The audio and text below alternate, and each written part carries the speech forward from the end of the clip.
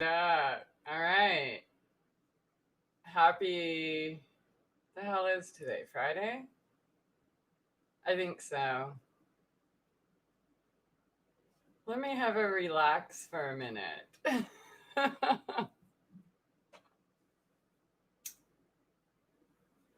I want to talk food. I want to talk fucking. I want to talk killing. I want to.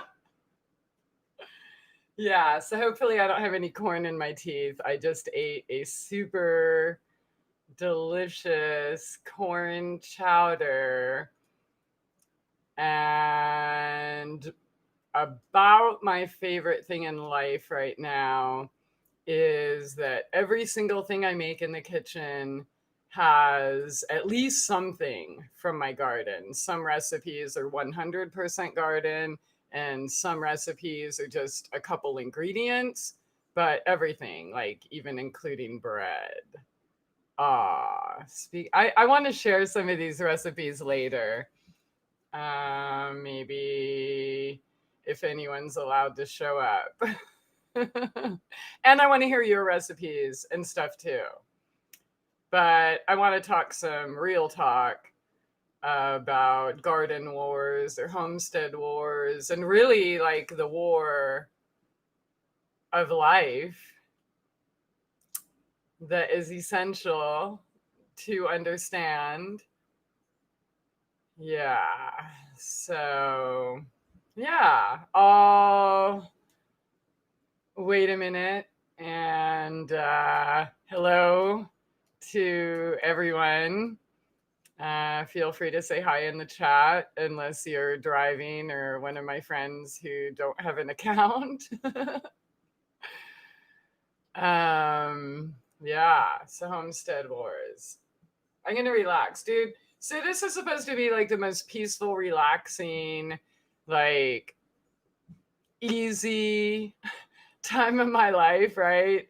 And I have been so busy. I can't even believe it, honestly. But a lot of it is super good busy. Some of it is like complete nonsense, like the generator.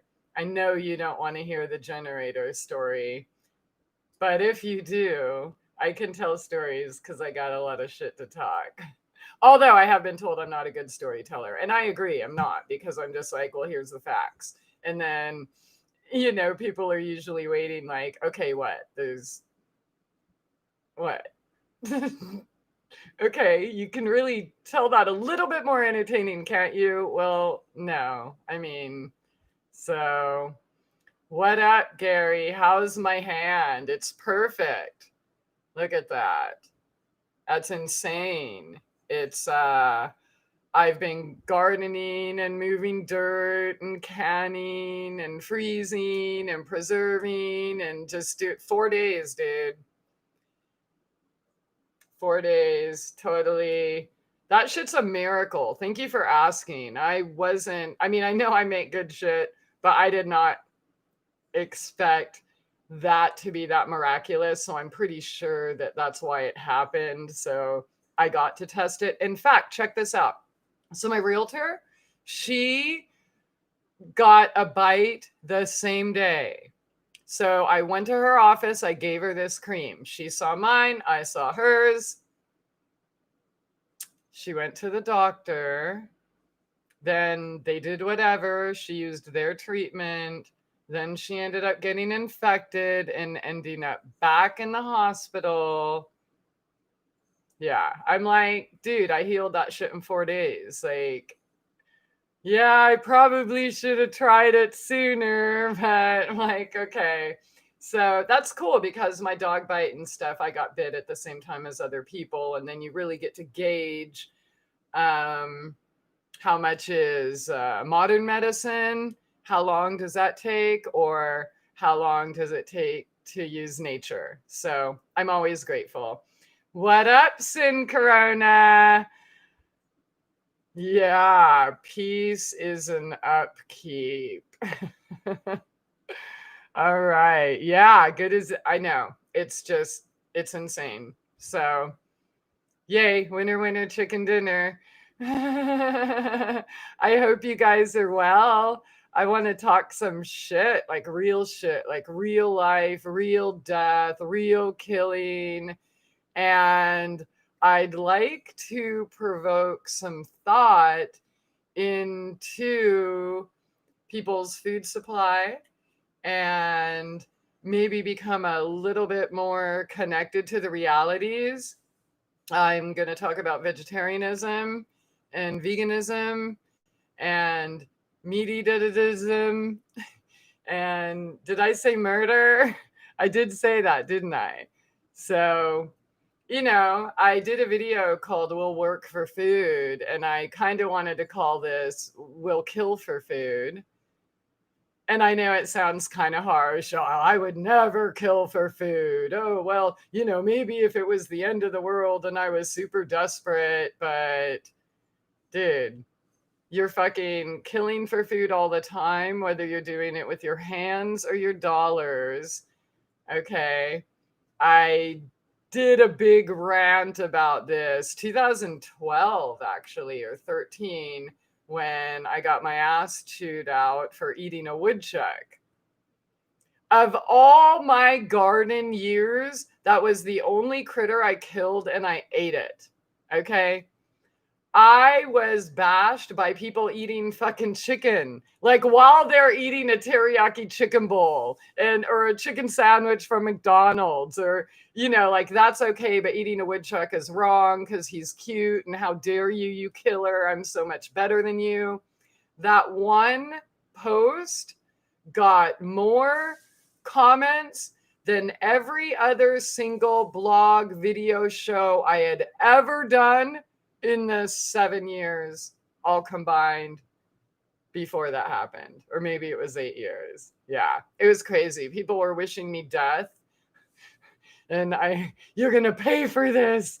And and I'm sure like when my brain blew up, they're like, oh yeah, that's karma for eating a woodchuck, as they're fucking eating, whatever they're eating and supporting their CIA owned corporations. Like, you talk against mind control, but you support it with your dollars, right? So which hitmen are you supporting?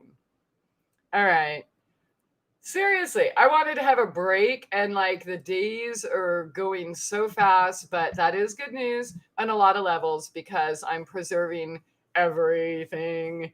And it's so fun filling the freezers and just, having a home again and being able to treat it like my version of a home. And like, here's the thing, dude.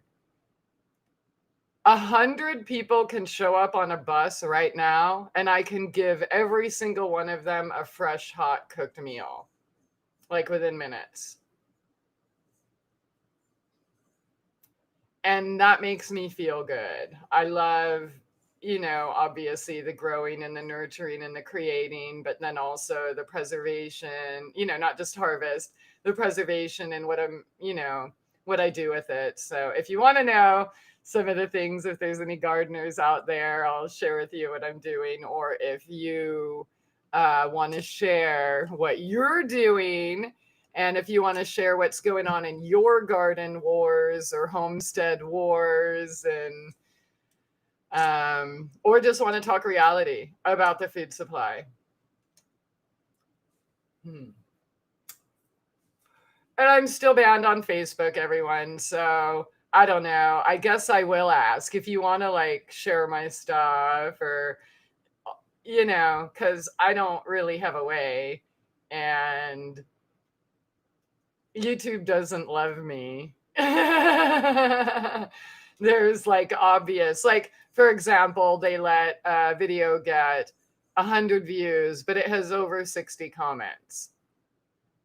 Find a video on YouTube that has over 60 comments and how many views does it have? You know what I mean? It's just not the right percentages. And then I have screenshots of where my views literally went down 2 million over the course of a year. And then certain videos that went down like 200, 600, whatever. The same video, screenshotted with one number. And yeah, and so Facebook hates me too. Obviously, I've been banned for 5 months, more than 5 months, because they tagged another one on this last 30-day one. I don't know if the other one they tagged is another 7 days or 10 days. But yeah, it was a comment I wrote like a year ago that they just happened to find on this 5-month ban. Yeah, with like a couple days here and there. I think one time I was on for a whole week in a row, but it's basically been 5.5 months minus 9 days has been my total ban in a row, minus his couple days. So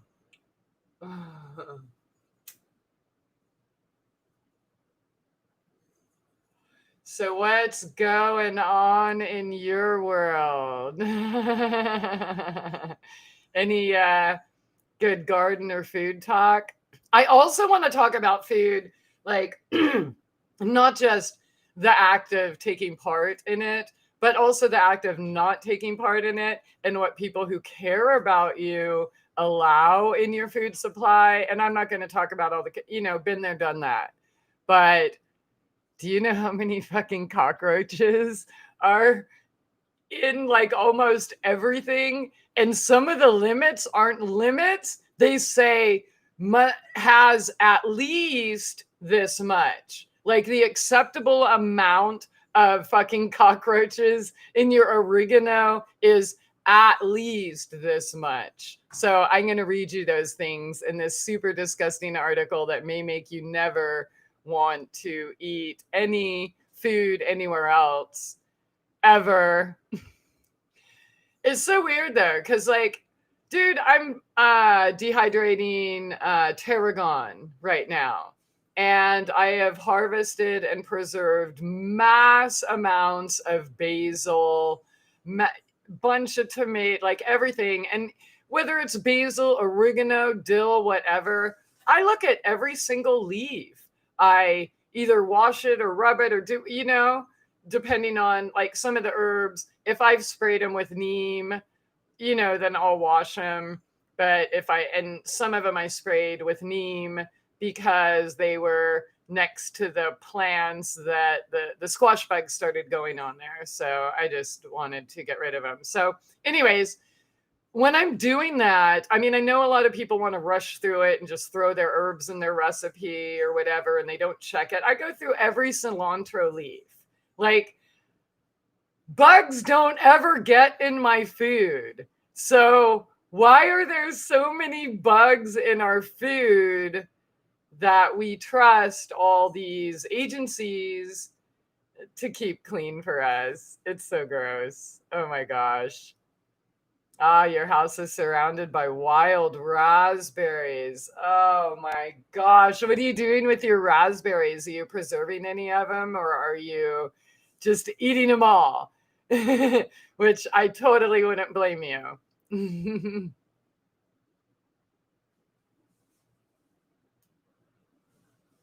The woodchuck. Yeah, that was funny. And I really loved what my friends at the Christie Aphrodite for Reals channel, the one I gave permission to do whatever they wanted with my videos, because they're kind of practicing and just having fun with it and like the content.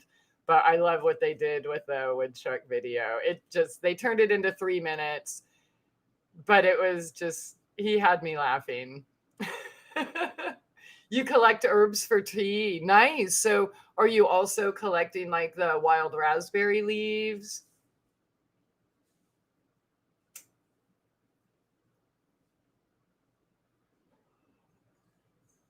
Yep, I'm still on break. And dude, my juice, I have so many watermelons and other melons in my garden. And so this is watermelon and mustard, which I mentioned before. I just really love the sweet spicy combination. But I splurged the other day because I thought it might be my last shopping trip ever. And I bought a pineapple, and the farm down the road had sweet potato. So I put pineapple and sweet potato. And By the way, if you remember Orange Julius and want to make that delicious tasting drink, of course, they used like powder. But if you want to make it in your home, it's just pineapple, orange, and sweet potato. And sweet potato is always going to add kind of like a soft, grainy froth to anything. So even with pineapple and watermelon or grape or whatever, but I'm really digging putting my mustard in there now and getting that little bite. So, that's it. All right. I'll stop being a whiny little bitch and acting like I need this.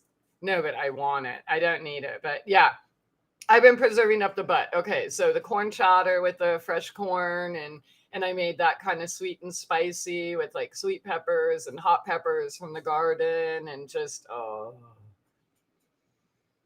dude, it's so good. And then what pesto, bruschetta, but I don't call it that because I'm not that fancy. Um, lasagnas, like 3 different types right now that are all cut up and individually wrapped. Let's see, split pea. I just made I roasted a couple pans of tomatoes and garlic, and then I pureed that up. So I'll save that for later, like a soup base or whatever. Um, oh, dude, magic bread. Let me show you what magic bread looks like. It's wrapped up. But okay, so this is fresh butternut from the garden. I roasted with sweet potato and ginger, fresh grated ginger. And then, of course, there's like allspice and cinnamon. And then I toasted some pecans. I think I need a bite just to make you jealous. I wish I could give you some, though. I really do. I made, like, I always make a bunch of loaves and then I give them away. But if people want to avoid me, then they go in the freezer and then feed my fat ass later. Yeah. I am gonna take a piece of this. I love toasting my nuts. Uh, that's funny. You know what I mean? I mean, I didn't get this tough for no reason. Yeah, no, but I love toasting my nuts that I put in my bread and stuff. I just love that extra sweetness. Toasted, roasted, everything. Garlic, cauliflower, tomato, nuts, I just, mm, mm. I don't mind doing the extra steps. I like doing the extra steps. I toast the coconut and blueberries and partridge berries. Wow. Dandelions, raspberry leaf, coltsfoot. I need some coltsfoot, dude. I don't have any here. My yard, like every other yard that I drive by has every other weed, but here, the people that lived here before were kind of, and they didn't even live here. It was like their hobby house, like just for fun on the weekend or to get away from the wife or something. But it was like a project. It was like how people go home and work on their car. I got some crazy kitties. Speaking of, where did all the time go? Yeah, okay. So my yard doesn't have a lot of weeds. So I've had to acquire weeds, pick weeds, go to other people's neighbors' yards, plant weeds. And then, like recently, like some weeds I really wanted, lamb's quarters and nettles I was begging for, I got tiny little babies that popped up. So I will definitely cultivate those along with the yarrow and the cleavers and the mullein. And I can't remember what else I've been able to bring here. But the birds will bring everything eventually. I don't want to wait. I want all the weeds now. So they had like a perfectly manicured lawn and it's just ridiculous, really. I mow the lawn, but it ain't, nothing I do is manicured and I like it raw and wild. mm. I wish you could have this though. Okay, so Labrador, Hawkweed, thistle, yum, yarrow, yum. That was the first weed I found here.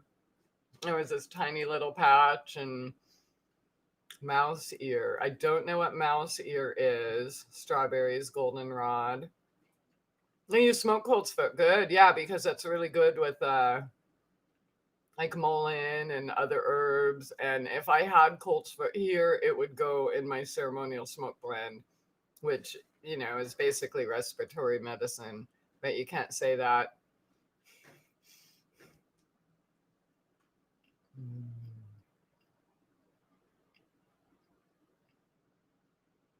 Okay, so you use it when the tobacco is harsh. So my tobacco got eaten twice. I always have such a hard time with that. Tobacco and celery. I can't, and I know, I'm just saying I can't because I believe I can't because I can't. So maybe I'll turn that around, but it's a little bit too late to grow tobacco right now, and I'm really sad about that. But I did get here late, and by the time it was planted, it was too harsh, and you know, and always I had a hard time with it. I mean, eventually I'd get it going, but usually like the third or fourth planting. The hell are you guys? I think my kitties want to be on video. They're pretty crazy, so I had to put a wall up. They have breached every boundary I've come up with, and I keep giving them more like, okay, they'll be great, everything will be fine. I think I have to go check on them. I'm hearing noises I don't want to hear. Sorry. Be right back. What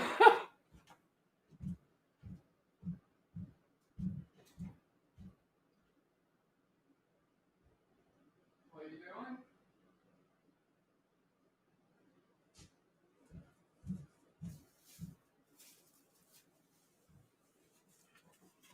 Okay.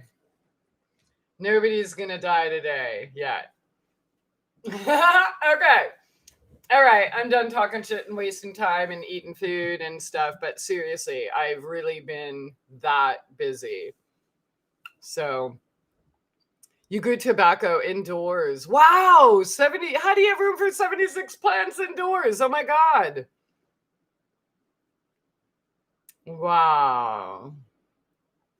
That's awesome. And you know what? I don't know anything about Labrador tea. Like I've heard of it, but I have, if it's growing in my yard, I wouldn't know it. And yeah, so I like learning new things.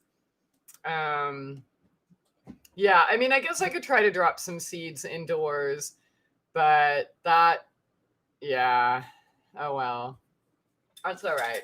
Okay. So maybe you've heard my thoughts about why people don't garden or why you shouldn't garden. And, you know, people have these fantasies about what it is or homesteading or things like that. And I'm talking people that have never done it before, right? Like people who have never gardened are like, oh, I'm going to go garden and I'm going to go live, blah, blah, blah. And I'm going to do, you know, and then like they're hit with reality. And so it's not just the fact that seeds actually take time and nourishment, love, your attention, you know, through proper soil, nutrients, compost, you know, whatever your methods are. It's, you know, it's a war. All right, let me tell you something, dude. Every day I'm killing someone, okay? And it's a constant fight for me to harvest the fruits of my labor. You know what I mean?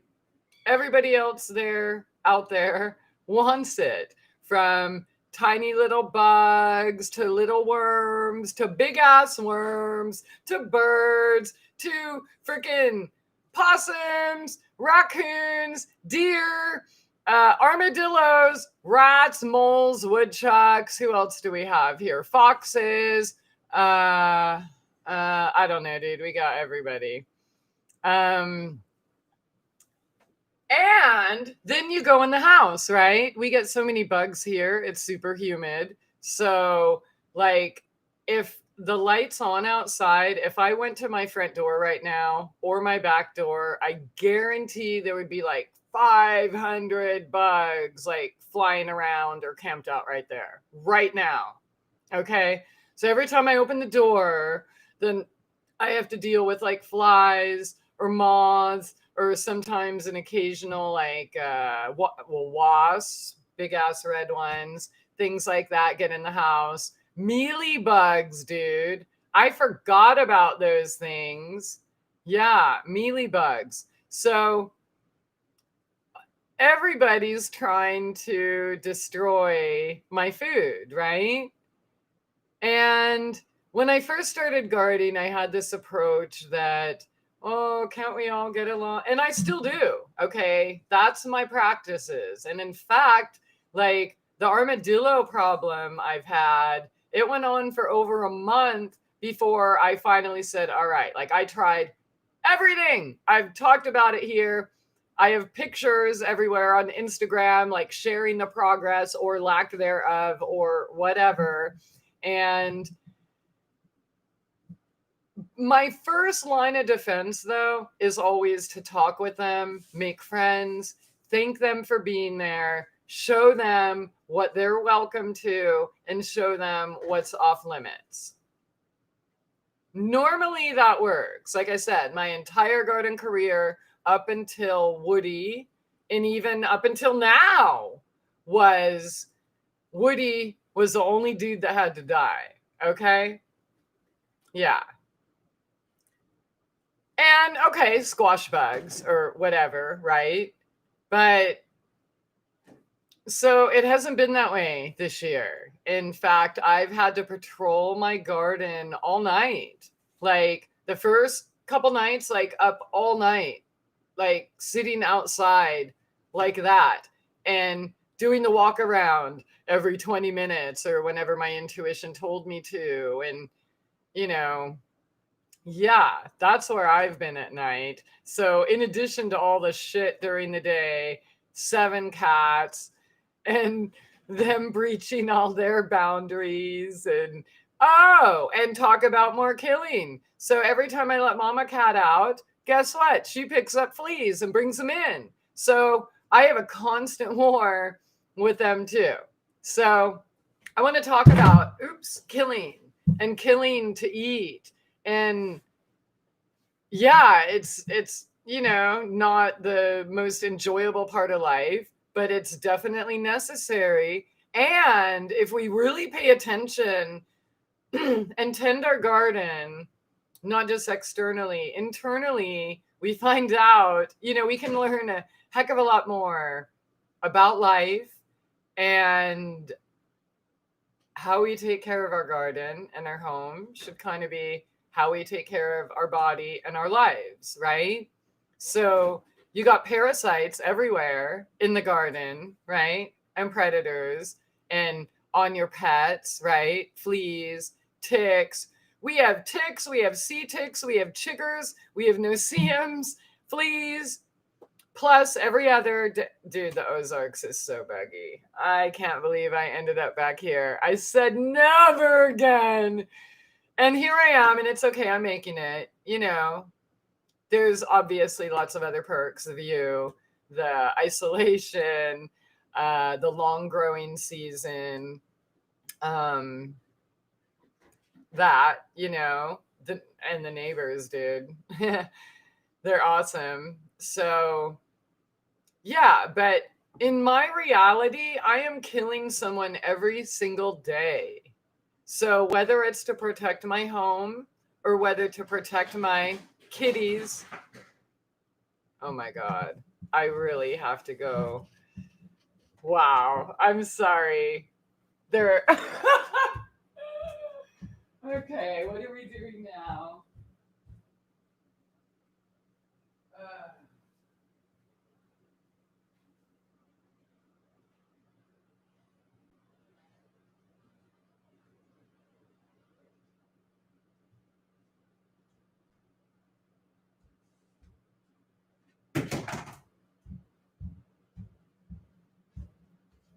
Hi, Thor. All right, that's hilarious. So they kicked the laundry basket all the way down the wooden stairs somehow. Okay, so sorry. So, yeah, I'm killing somebody every day. And now with these mealy moths, did I bring them home in my food, or is it just something from, living in the Ozarks or whatever? Like, I literally have to get a paper towel and I'll open my cabinets and just try to, just kill whoever I see, right? And that war seems like that one's never ending, you know? But yeah, so I used to think, oh, just, I can't kill that cute little critter. I mean, he has to eat too, and that would make me such a terrible person, right? But really, don't I deserve to eat too? Don't I deserve to reap my harvest, the fruits of my labor? Like, should I really let one or two critters run roughshod over everything that I worked my ass off these last few months to build, and build quickly so that I could make it into the season and somehow miraculously catch up, right?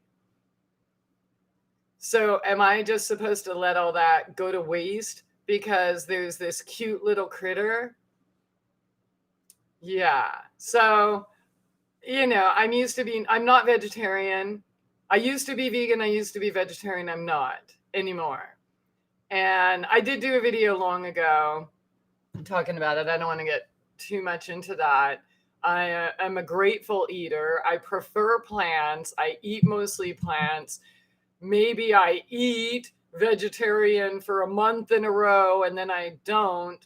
But I mean, first of all, I don't even agree with labels, but I'm just saying I'm not. And if I wanted to eat an armadillo, I would. I don't want to. So I've had to kill 3 armadillos this week, caught in the action in my beds, the same beds that I have had to fix and lost something in it daily: onions, garlic, lavender, sage, oregano, chamomile, peppers, tomatoes, cucumbers, watermelon, squash. What else? Oh, calendula flowers. I think, borage, bee balm, let's see, radishes, beets, cabbage, lettuce, sunflowers, calendula, marigolds, straw flowers, tobacco, butternuts, watermelons, strawberries, and I'm sure there's, green onions, thyme, parsley, sage. That's good enough to demonstrate my point. So, to those of you who think that we shouldn't kill to eat, I would suggest you're at least mildly out of touch with reality. No matter how clean or holier than thou you think you and your diet are, unless you are foraging, growing it, doing it 100% yourself, there was killing involved in your food. Okay? Farmers that grow large, I'm not a farmer. I'm just trying to grow for me and the neighborhood. You know what I mean? It's not even like I'm not on their level. But on those levels, do you know how many deer they have to take out all the time so they don't eat all your apples? Yeah. So is killing really wrong when it comes to eating? Do you deserve to eat too? Or is it just that cute little critter that wants to go in and decimate all of your hard work and your food? Like, am I just supposed to say, oh, okay, fine, I'll go to Walmart and buy food then? Like, really? So Do I like it?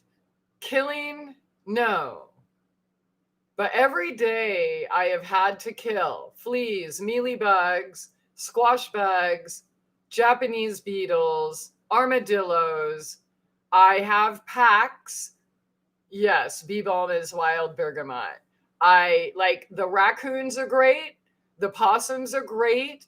The deer are great. Like they have their own garden. They have their own area. They accept that. They're fine. They don't breach the barrier, right? We have a mutual respect for each other. I feed them and they're content with what I give them.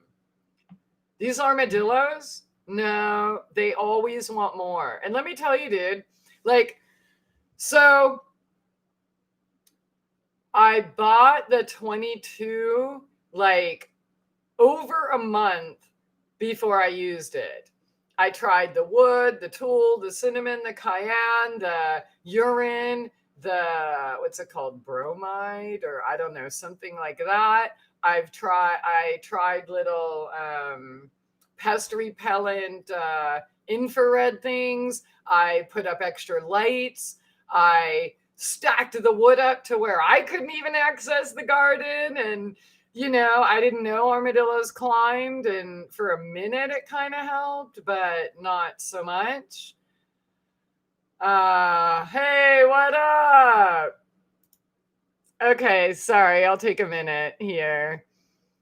Diatomaceous earth. Yeah, well, diatomaceous earth, I love it and I use a ton of it and it's all over my house right now.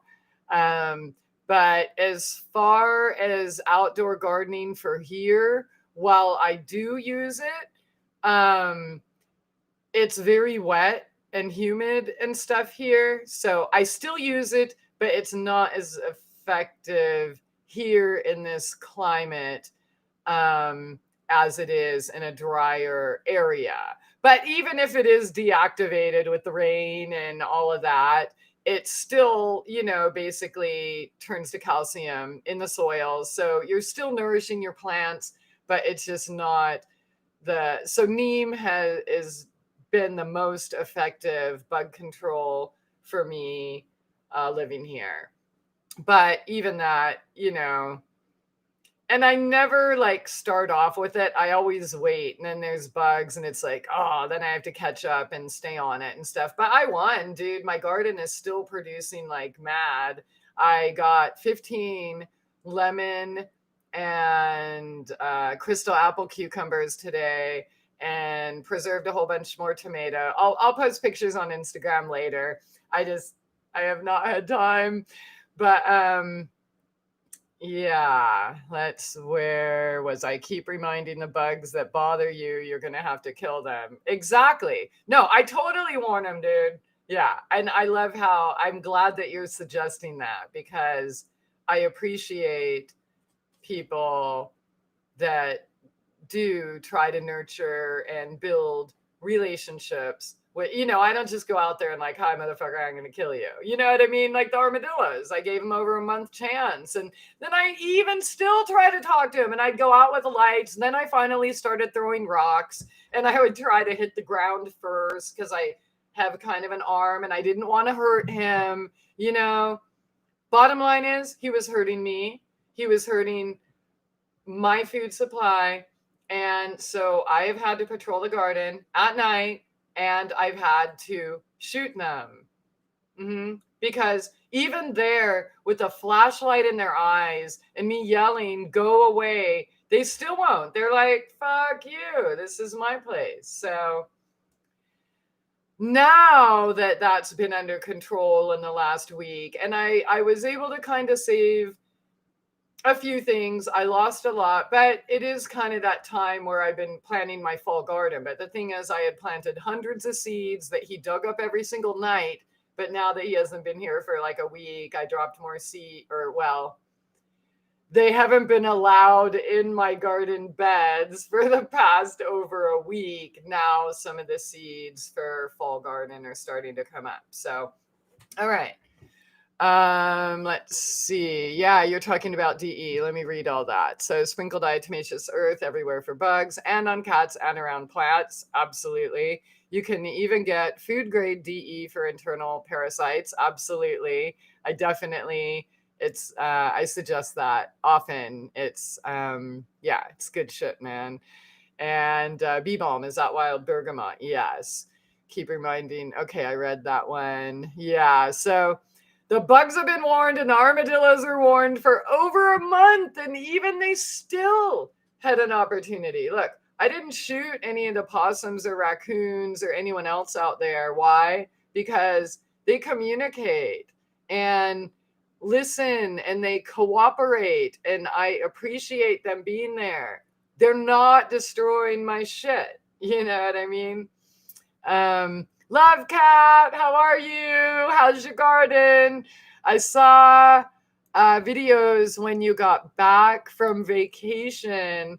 Oh my God, dude. And your little area with the sweet potatoes, and I forget what else was over there. That was crazy. That just like turned into a freaking jungle overnight. Moose, what up? I see a retracted message. That's a bummer. Okay, a quick Google says you need bobcats and foxes to, yeah. So allegedly we have bobcats and foxes here. Allegedly we have mountain lions here and bears as well.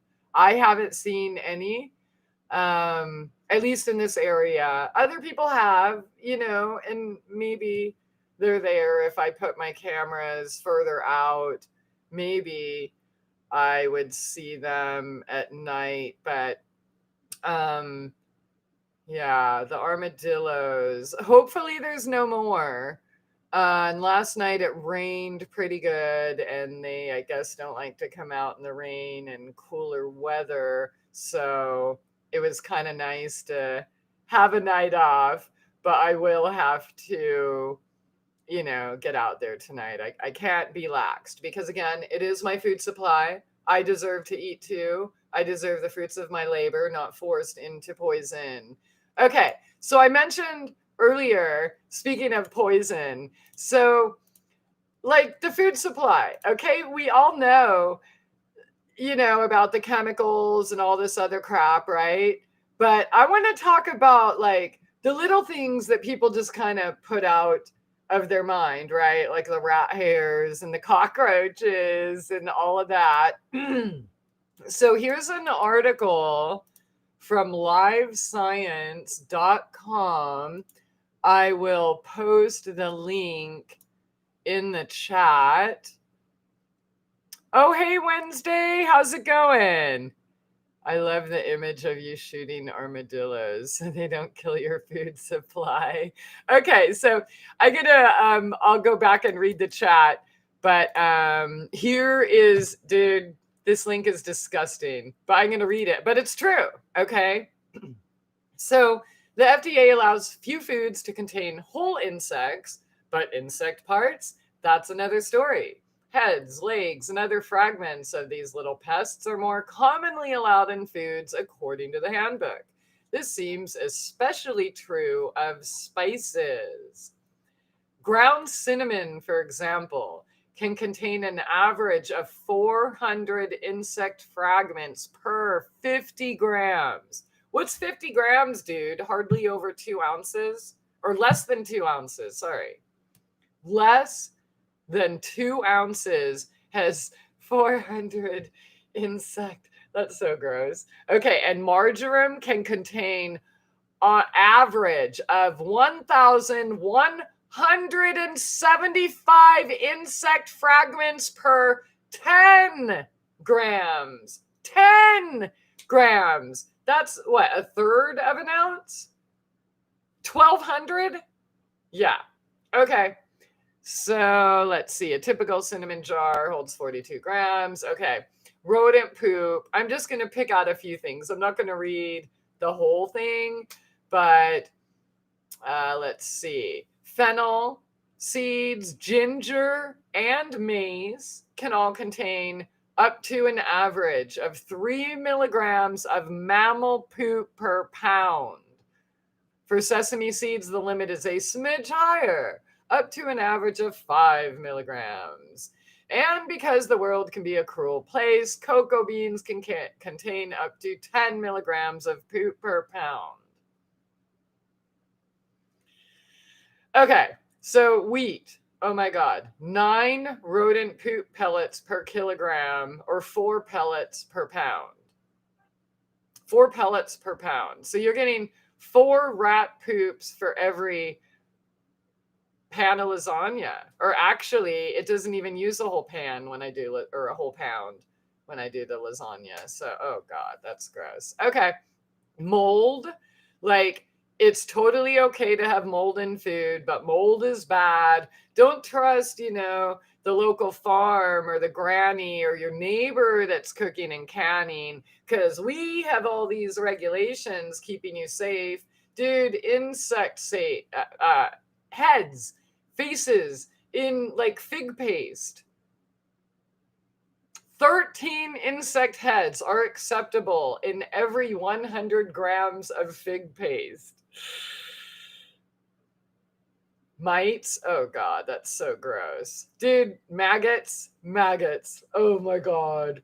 For brined or maraschino cherries, a sample is considered okay in the FDA's eyes as long as no more than 5% of the cherries are rejected for containing maggots.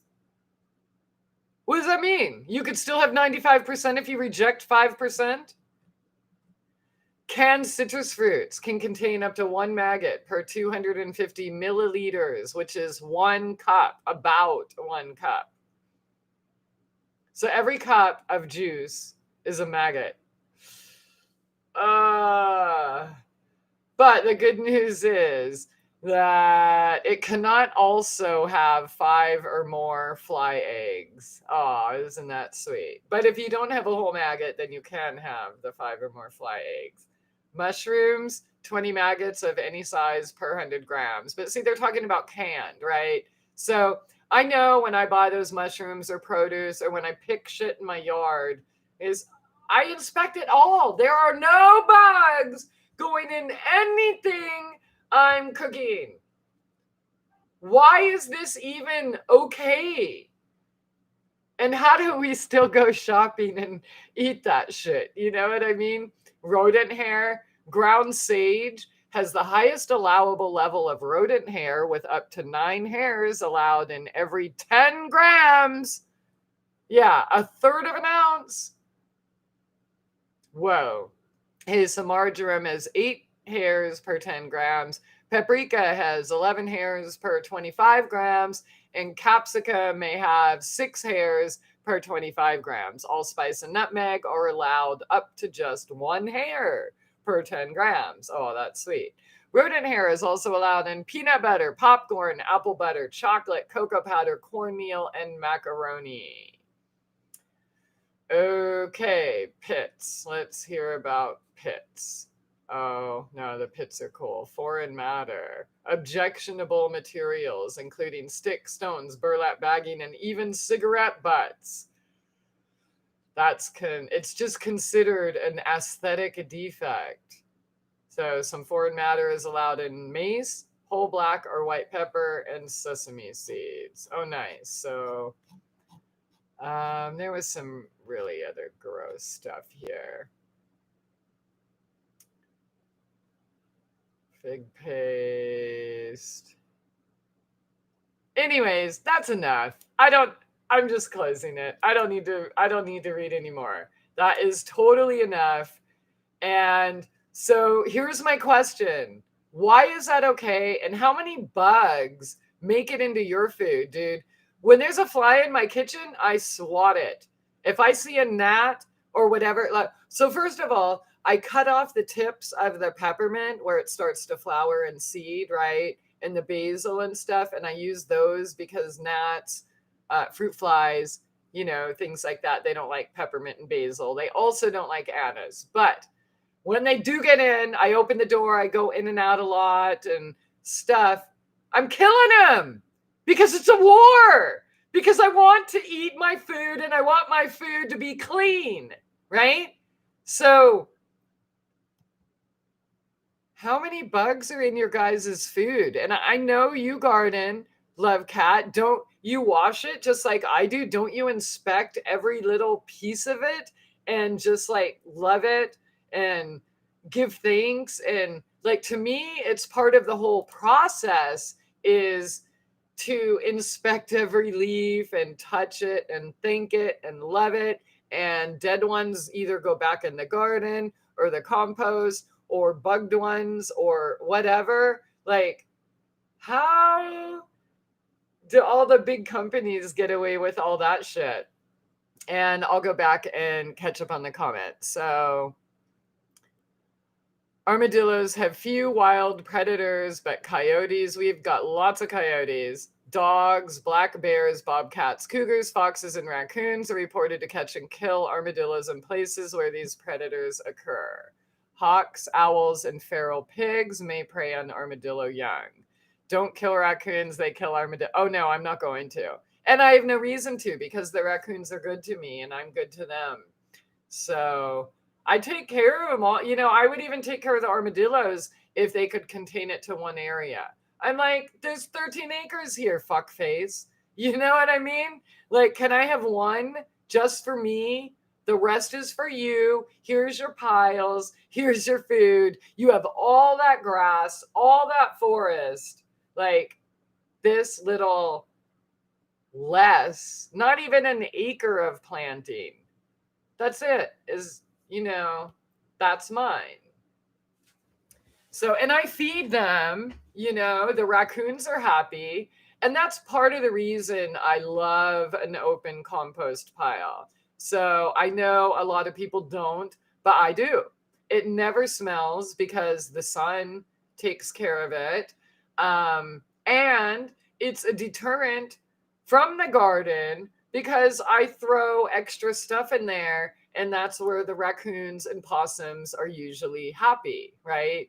So I don't just put compost and stuff, but they get little treats and nuggets, and that keeps them from coming forth. It's like when I lived in the tent and people would say, oh, don't ever put food outside. I'm like, bullshit, dude. I put food outside all the time because that kept the rats and everyone else from coming inside to look for food.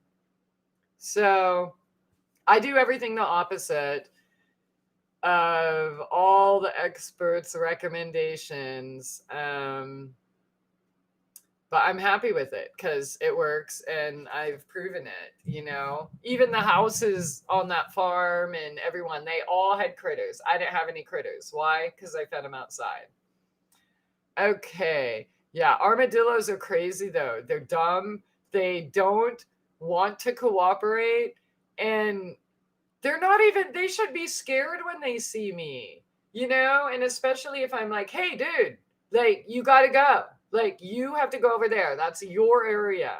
You would think I'm like 50,000 times bigger than him, that they would be like, oh, and be scared and run. But no, they just look up and they're like, whatever, and then go dig a hole. Dude, they jacked up one night every single bed. So at first it used to be the lower beds that were level to the ground. And then that's when I did the tool and the tree branches. Then they started going in the raised beds. And then even after I put all the wood and everything around it, but when I just finally said, that's it, it's a fucking full-on war, they literally, every single bed, and like one of my round beds in front, they did, and the hay, where the night before I was just like, oh, well, they got the other ones. That's okay. At least this garden's nice. I go to sleep and they got that too. So not all of it, but the side where the strawberries were planted and then the big round beds, which the beds in the front of the house are this like material I got suckered into buying because it looked cool and easy. And I didn't want to build any more beds. But he didn't just destroy what was in the beds. He actually destroyed the bed. So yeah, after that, I'm like, this is war. I guess I have no choice but to stay up all night. He's not listening. He's not taking the boundaries seriously. he came back after I threw rocks. I shouldn't say this, but it's true.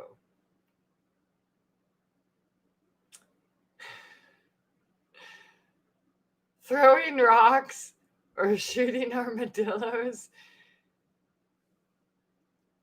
it's kind of funny. I mean, it's not, but dude, they jump up in the air and then they spin around in a bunch of circles and they're like this crazy cartoon maniac, and they're pretty tough. Like I said before, I don't think they're natural. They got armor, dude. And like one of them was like right in my bed and he wouldn't leave. So I'm like, okay. So I shot him. And then he got out of the bed, tried to go somewhere else to root, was like dripping blood and still walking and everything, like ready to just go back to destroy more of my beds. Yeah, so I had to shoot him twice.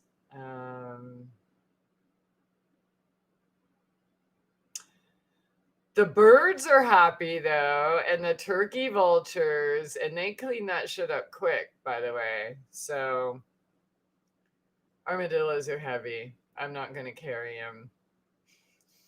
Okay. So yeah. So supposedly we do have all those, every single one of those predators here, allegedly. But I haven't, I've only seen, I hear the coyotes. I haven't seen them. So it could be a figment of my imagination. And definitely the coons and the possums. I haven't seen bobcats or cougars or foxes yet, or bears, but I really do hope so. And then the doggy that I thought came to want to stay has a home, and it's not here. So I don't have a doggy yet. Okay. I love the image of you shooting armadillos so they don't kill your food supply. Oh, darling, do you have a video? Too funny. Okay, so there is a video when I ate the woodchuck like 7 years ago. I think that was in 13, not 12. Yeah. And that's kind of funny. And it's weird though, dude. I feel like I'm in the military, like I'm going on a mission and I have to like, go out on my post or duty or whatever it's called. And like I'm watching the clock and go around the beds, go to the perimeter of the fence, go to the other side of the house, carrying this big gun, like, flashlight.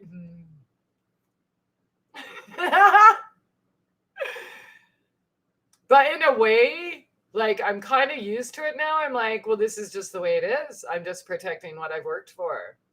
And there's nothing wrong with that. So I feed every critter. I have no problem with that. But when you take more of my shit than me and destroy shit so nobody ever gets it, you just have to die. Nobody else out there is doing that. The raccoons could totally tear my shit up, right? You hear stories of that all the time. They don't. They talk to me. They get all cute and stuff. And they're content with what I give them in their area. So, we have an agreement. If they breach it, then whatever. I'm not ever going to like go look and hunt someone to, if I wake up and there's something, I'm not going to know who did it or what. But if there's like a caught in the act kind of thing and you're not, and you do it again after the discussion and again, then yeah, you got to go. It's my life or yours. And a critter this big doesn't need 13 acres to demolish. I don't need 13 acres to demolish. We have plenty of space to all get along happily. Armadillos carry disease. I did read that. And, around here, everybody thinks all armadillos do. But according to what I read, they said like maybe 3%. But you'd have to eat like the raw meat or drink the blood to. So I don't really know what to believe. I just know I don't want to eat it. And I guess I always thought I would eat everything I kill, but that's not true. I'm not going to eat fleas and ticks and squash bugs or armadillos. It's so good to see you, Wednesday. It's been a while. 1 gram is 28 ounces. You sound like me.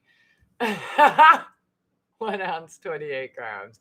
Okay, so all this info makes me happy to eat a metric ton of squash, even though we are sick of it.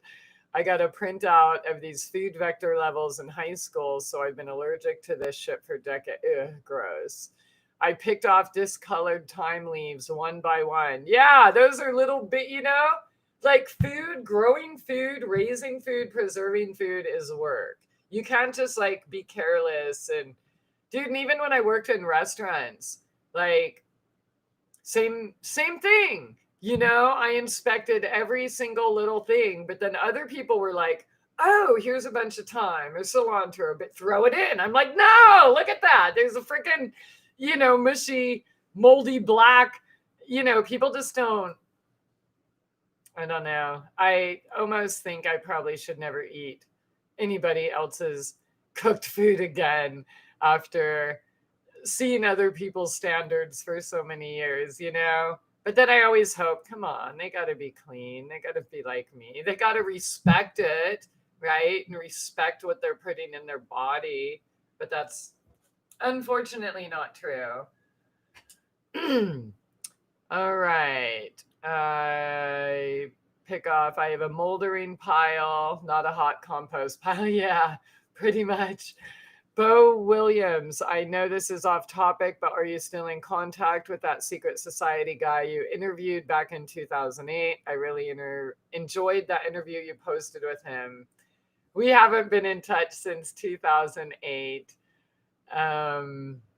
Yeah, but thank you. Armadillos carry leprosy. Yeah, that's what they say.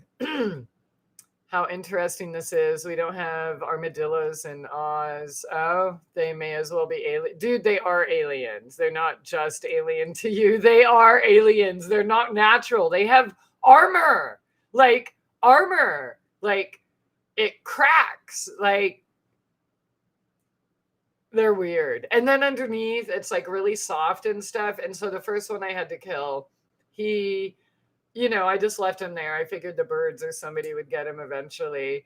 And they ate. So he was like on his back. And so all the soft meat was up. And by the time I was up in the morning, he was just a shell with legs and a head.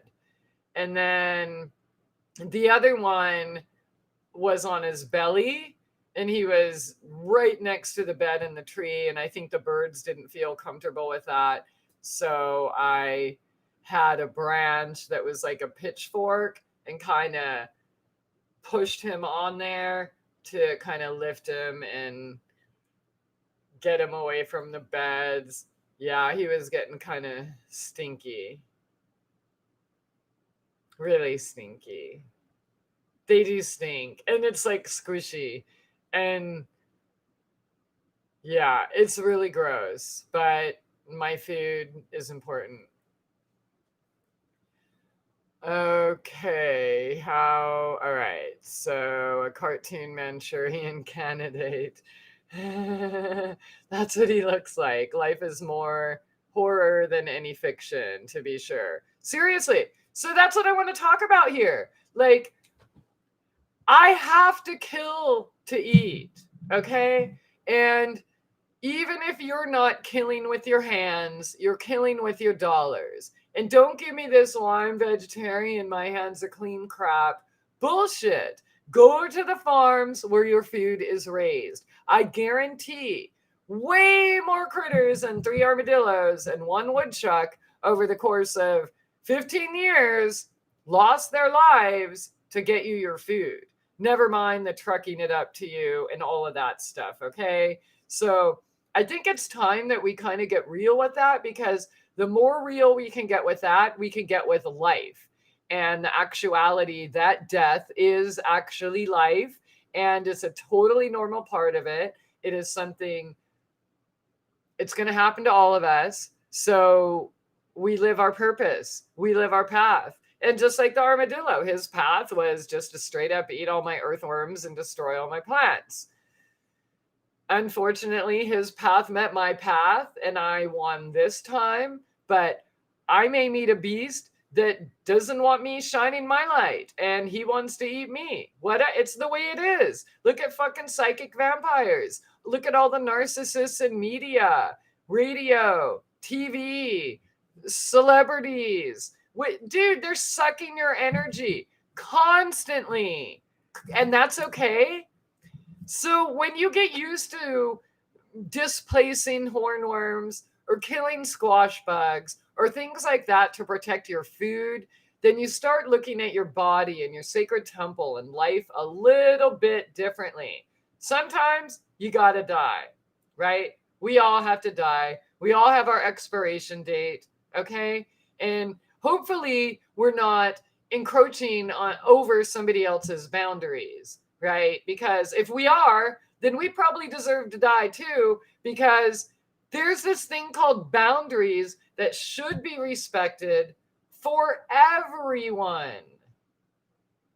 But if you're not asserting your boundaries, like I used to not, then you will get sucked dry by parasites of every kind in the human form.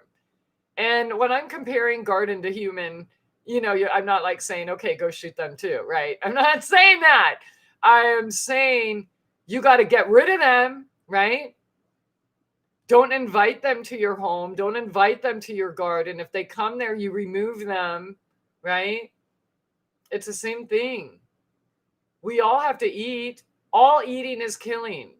Everyone, even cute little dolphins, okay? Killing animals is not destroying the planet, vegans, okay? And I know you're all not that way, but okay, it's part of life. When I die, like all my friends know, I want to be left where I'm at, and I plan on dying here. So, I could just die and hang out in my yard and let all the critters eat me too. Full circle, man.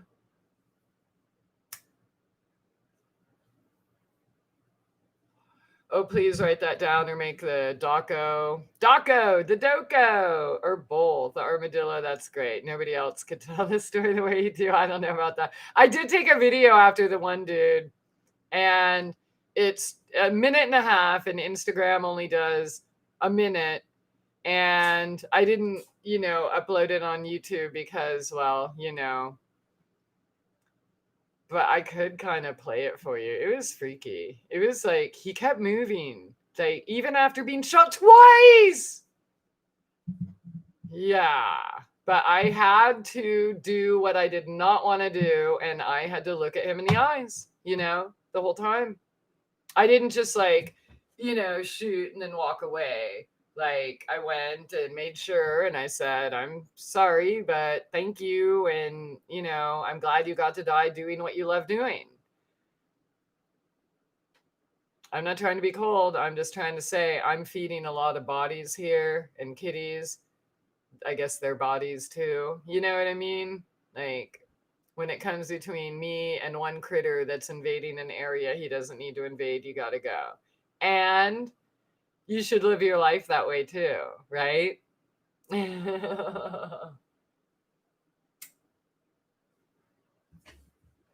All right. What else did I say I wanted to talk about?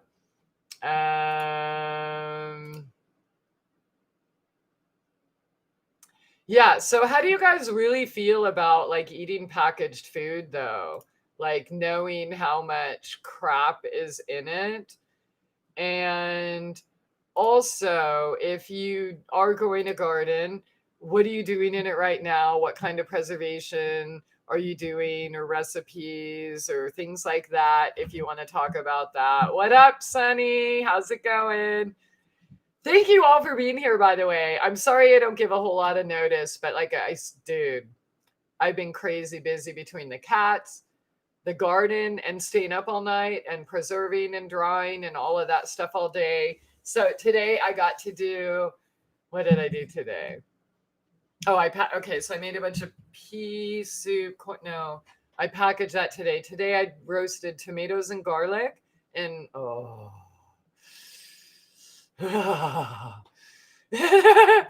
and that's cooling right now, and we'll go in the freezer.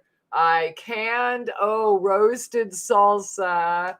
Oh my god, all from my garden except for the green onions, because the motherfucker ate my green onions, and the cilantro. I had to buy that. Buttloads of pesto, buttloads of tomato basil, buttloads of lasagnas and lasagna sauces and marinara sauce and veggie burgers and lots of corn. That corn chowder. I have been starting to post quick, maybe they're not quick, like the corn chowder or the cream of mushroom things. They're not like quick recipes, but I'm posting like quick recipe or tutorials and putting them on there. So if you are interested in some of those ideas, but I've been freezing, canning, and dehydrating. And there's tarragon in the dehydrator right now. The basil, buttloads, dude. And I still have buttloads. So most of the basil has gone either in pesto or sauces that are literally just tomato, basil, garlic with a pinch of salt, which is super versatile because it can be eaten just like that, or you add whatever and turn it into a million other things. I can't remember everything. It's literally all day though. All day. Yeah, so it makes me violently sick. I can't. Wait, what? Did I make you sick? I'm sorry. You must have heard me sing God Bless America. I don't know about you, but that's my new favorite song. I just cannot get it out of my head, you know? Like, well, they hope you. Wait, no, while they grope you, as they hope you, like their finger up your butt.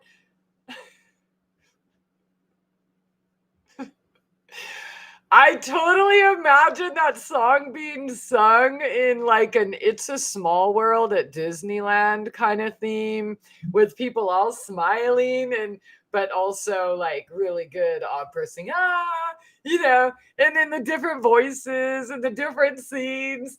Like, I really want to do that. And Wednesday, you do really good videos and documentaries and stuff. And I think it would be really fun to, if you were here and be able to make something with you, because you're good at that. And me, I'm too busy in the garden and preserving food and trying to build the house and the food forest and build the pens for the animals and the generator, and just I still have a lot to do to be ready, so to speak. And so I have the generator, but so I just thought, okay, so I go buy a cord and plug it in. Doesn't work like that. So yeah. And when I lived off grid and I just built my own generator house, I just kind of was thinking the same thing, but it would be bigger. But yeah, so I'm still working on that. That was a lot of drama, especially with the fear mongering in the news and our power company telling us we're not going to have power. And I'm like, oh my God, I just freaking preserved everything and filled up my freezers, and now we're going to lose everything. And then I'm like, get a hold of yourself, you fucking cunt. Calm down and practice what you preach, oh ye of little faith. So I'm like, oh yeah, okay, so how do I prove my faith? And I got back home and I started preserving more food. And then I stayed up all night and made the storm stop. Yeah, and right after though, I made that step with faith and got over the fear. like 20 minutes after that, I got the call that I was going to be able to bring everything together in a timely manner and get the help I needed for it, which previously looked impossible, at least within the next 4 weeks. So yeah, I'm always working on myself when I'm not in the garden, but actually I'm working on myself when I'm in the garden because it's the same thing, because we are nature. And the more I learn about that, the more I learn about me, and the more I learn about life, and then the better life gets because I understand more and then I implement it. But here's the thing, like with knowledge, with wisdom comes responsibility. And I come across people all the time, oh, I want to know that, or I want that, or how do you do that? And and then they talk one thing and do another. And so if you're saying one thing and doing another, you're not going to attain that wisdom you pretend to seek. And it's not fashionable, dude. Not everybody's the same. Not everybody has to be a sage.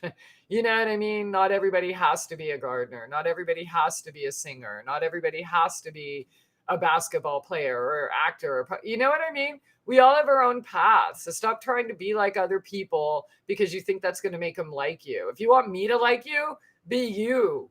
Like, fully you. Like, whoever you are. I don't care. Even if you hate every single thing I'm about, I would totally love and respect that if you were honestly, authentically that.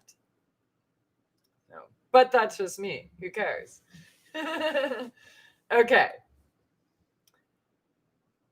So, oh, I'm glad you got to catch it too. Yay. Oh, the comments just moved. Okay. Hey, Five Flames. TI bullshit. Fucking with my phone. Okay. Yum, yum, yum, yum. Yeah, no, seriously. I would totally love to feed you. I would love to feed you all. I enjoy it so much. Like for me, my magic is cooking, growing, medicine making. That's what really makes my heart scream with joy, and being at the service of others with my talents. There's nothing that makes me happier. So I would totally. And I said earlier, I don't know if you were here, but literally, if a bus of 100 people showed up, I could give them all a hot meal in the matter of no time. Like that's how much I've been preserving. Yeah. So I like your salsa videos. Oh, thank you. They're kind of old, but that's cool. It's kind of a bummer everything was erased, but I'm super grateful that my friends have helped get the videos back up. And I think I don't know if he edited the salsa ones, but some of the other food ones, he kind of shortened them up because I talk too much. And I'm not an editor. And I can make videos. I used to get paid to make videos and music and fade-ins and all that, but I've thought about it so much all these years. I don't want to do that. I appreciate that other people do that and they put time and do cool, funky intros and great stuff like that. I think that's cool, but for me, it's not me. I'm not a show person. I'm not I just want to be me because I know that it helps other people realize that they can be them and be okay with that. So for me, I don't think I'll ever have one of those channels that have professional videos ever again. I mean, I don't know what the future brings, but I'm just saying, when it comes to this talking shit, I like the natural, just this is raw, this is real. I've never liked scripts. I like going with the flow and the magic that goes with that. So I know that a lot of people like the flash and the fluff, and that's cool, but I don't. I mean, that's not true. I like watching other people's stuff that does that, but I don't do that because it's just not me. And a lot of it is used to deceive. You know what I mean? Put you in a trance with the music or like distract you, right? Like there's this one dude who's done a few documentaries and kind of used to at least be popular on the alternative radio circuit. And like he's talking about mind control and NLP and manipulation and telling you the techniques they are using, but he's using the exact same ones in his documentary. And it was just creepy. So a lot of people use all the special effects and stuff to overcompensate or distract, right? Just like the Illuminati. And so I just want to keep everything in my world fresh, me, raw, real, whatever. And if you don't like it, oh well. I mean, I swear I'm not going to cry, dude. Just, I don't actually care. Yeah. So I'm at work. You'll probably be off when I get home. Anyways, have a good night. Okay, work. What's work? I don't even know I know the name and the handle, but I don't know the real name. But I hope you have a good night at work. Okay, blocking the organ that's getting rid of your waste products. Okay. I wish I had a camera on your amazing, dude. It is pretty amazing here. I just, sometimes I think I should do cooking video, but I can't do all I'm doing and hold a camera. But if anybody wanted to come visit and record me and see what I actually do and how much I produce, go for it. I would love to be able to share everything I do as I do it, but I can't. So in between the kitchen and the garden and the kitties and, I'm juggling multiple things, and I do produce a lot even in those conditions. But yeah, so holding a camera, unfortunately for me right now, doesn't work. But I am posting, like I said, like 1-minute videos and little things on Instagram. And I try to get a garden video up here. I guess it's been like once a month, but I'm going to do 2 this month. And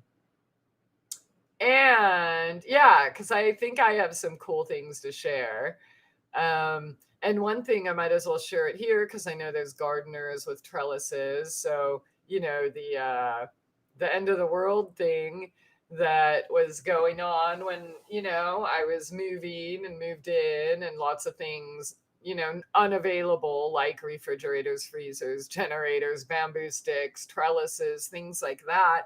So I'm like, oh my God, what am I going to do? But then I chopped that tree, and I figured when I was leaning them on top of each other, making these teepee trellises, I knew that I didn't need rope or stakes or anything to keep them in the ground, because as the vines grew and the fruit bloomed, that the weight of that would hold the trellis down.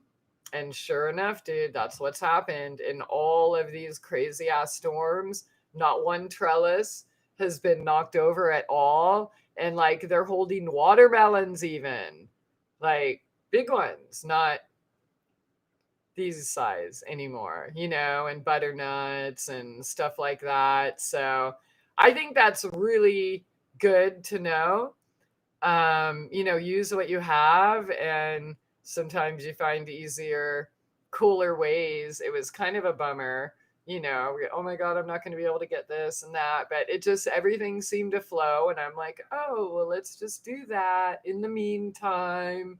And so, yeah, learned something new, and it's super easy. But yeah, teepee trellis, dude, you don't just lay sticks against each other and that's it. No building experience needed. All right, record as you go. I can help you edit later. Just collect the material. Your life is amazing, and you're an inspiration and a force. Aw, thank you. You could have access to my videos if you want. I give another friend like access to like my OneDrive and Google, stuff like that. So when, they feel like doing something. But yeah, send me an email or whatever and figure out. I wish I had time to just be here on a computer and, do more things like that. But my number one priority right now is building my future, which is getting this house and property in order. The property, when I get that going, is income, um, yeah. And it's food. And, the more I grow, the less need I have to work outside the home to earn money to buy food. So yeah, all of my energy and everything has gone into that. But yeah, anyone who wants to help and do anything like that, just tell me what to do and I'm game. Because I wish I could share more. I really do, because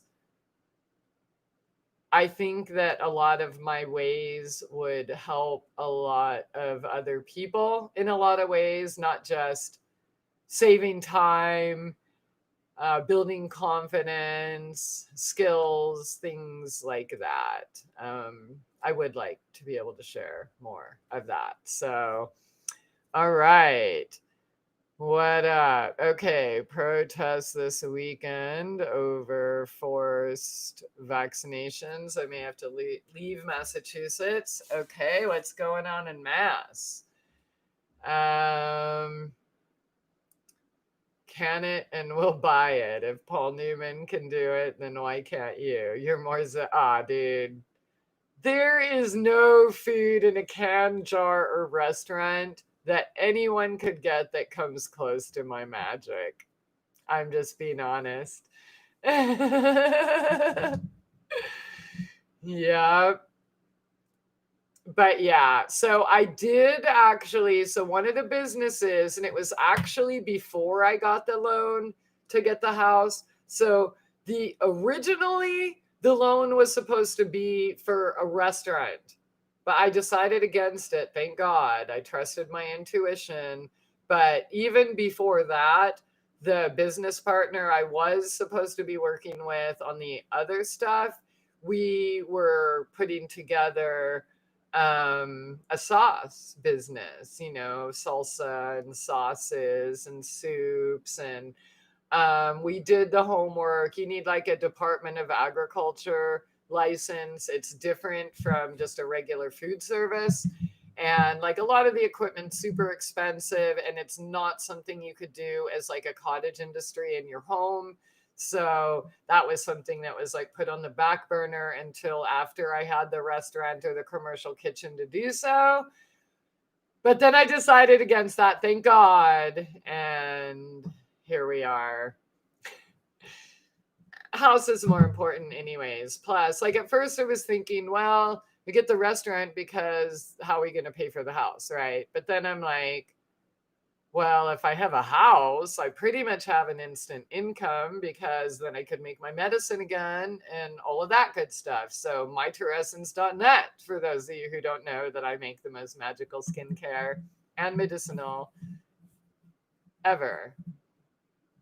And that's true, because if all of these people with money, right, these corporations putting oils and creams and things like that out, if they could cure gangrene or pancreatic cancer or skin cancer in 30 days, then why don't they use all those big bucks to advertise and show you that? And that's just another reason why everyone wants to keep me silent, but that's okay, because I teach y'all how to do it for free. But you don't want to believe me, and you still want to do the other shit and get sicker. And it's really dumb, because it's so easy to just get in alignment with yourself. All right. What you have done in your garden is a total wonder. Not a wonder, but a wonder. Aw, thank you. Wait, I missed. Wait. Okay, sorry. The comments keep moving. Okay, dark winter prep. Yep, that's right. I mean, if I had a house last year, I'd have been doing the same thing. It's a way of life for me. This whole prepping thing is not new.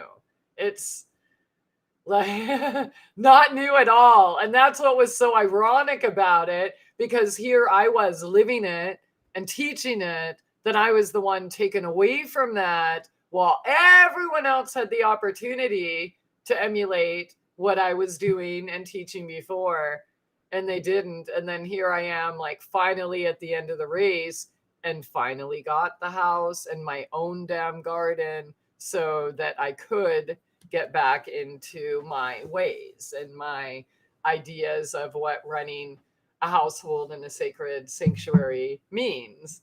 So, yeah, I was like, oh my God, and all you guys have been houses these whole times and you haven't even done shit. And I've put all this together in what, 4 months, maybe? May, June, July, August. Yeah, built all those beds, hauled everything here, built, painted, design, like, yeah, all of that. Harvested, preserved. Yeah, so that's my number one priority. We could do a documentary later, or you could do it right now, but I can't. Okay, so, and thank you. I have worked very hard there, and it would be actually cool to be able to share it with more people. Honestly, it's so weird that all of these plans and dreams I had included all these other people, but their dreams and plans didn't include me.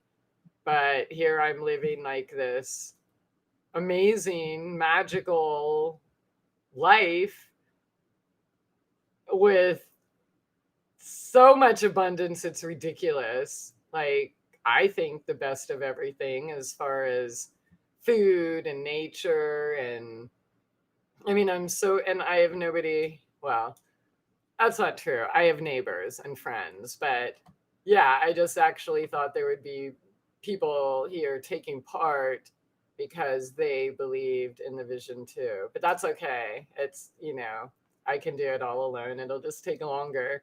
And the more I do, the more I'm invested in it. And, if somebody wants to show up and be my partner all of a sudden, well, what are you going to bring to the table? I mean, I already had to have that discussion with the last people that were allegedly supposed to be my partner. Dude, I'm just like, why is it so hard to hire a boss? Like, I mean, I can be my own boss, but I'm talking like building an empire here, you know what I mean? And for me to be able to do that, I need to stay in my magical dream world, and other people need to do the red tape and stuff, and just, who cares?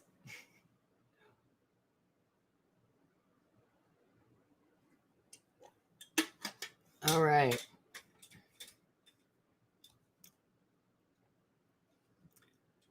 Santeria. Lady Liberty, what's up, girlfriend? I'm live! I'm alive! Okay. Why does it keep moving? I can't keep track of, sorry. Holding watermelons. Yeah, I'll post the pictures on Instagram when I get off here. But I do have to go back to the kitchen and finish what I was doing in there. Yeah, because I have the tarragon in the dehydrator, and I have the roasted tomato basil. Nope, sorry, roasted tomato garlic puree. Oh, and chicken tarragon from the tarragon I picked today. Yeah, that's still all on the counter. Okay, forced vaccines. Forced? What do you mean forced? Like hold a gun to your head and every single person gets injected? Or, yeah, please explain that further. But yeah, if you look, dude, everybody needs to live their truth. I left my hometown long ago. I didn't want to, and it wasn't easy, but I knew I had to, you know. And everything I said that was going to happen is true. Same thing in Washington, true. I had to, you just kind of, what will you accept? You know what I mean? If you just go along to get along or just make excuses, like, why would you expect anything better if you're by your actions telling the universe, well, this is okay, I can tolerate that, hey, at least I'm getting a paycheck. Well, what the fuck, sell your soul if you want, you know what I mean? So yeah, if it gets down to that and you don't believe in that, then you have to leave, or you will kill your own soul just by staying in a limited an environment that is sucking your soul force, your life force. Okay, so I want to order your skin products. I'll check out the link. I'll type it here. It's mytrueessence.net. But the shipping to another country is kind of hard. I mean, at least financially. And I have mailed a few packages to Australia this year. To my I know for sure two made it. I sent another one like 3 weeks ago, and I don't know if that made it yet. Up until this, I've had good luck shipping all over the world. Literally, I've shipped my things to multiple countries, multiple times, never had any problem.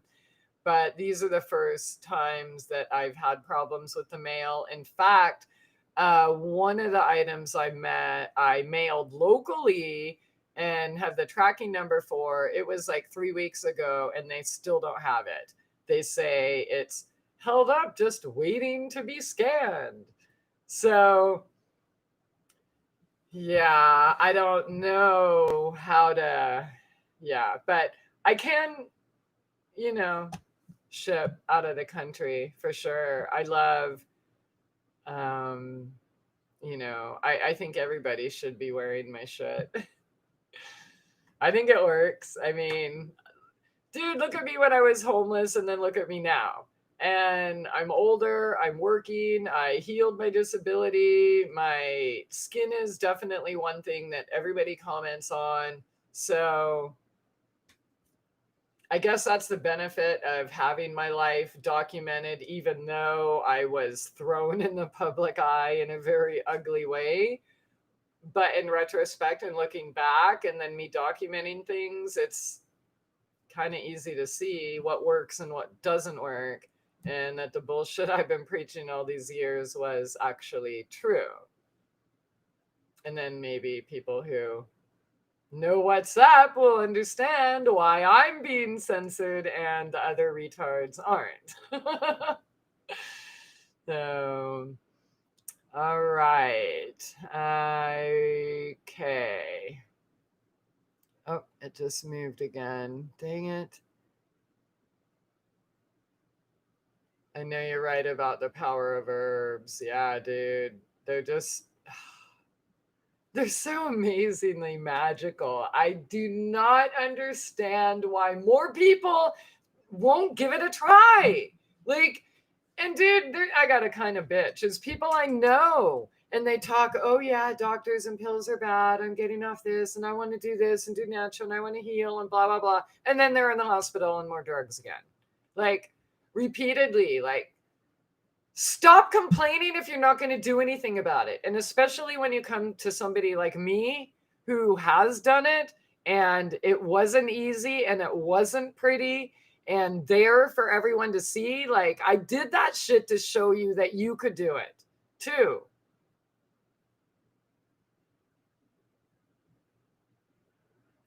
Do it.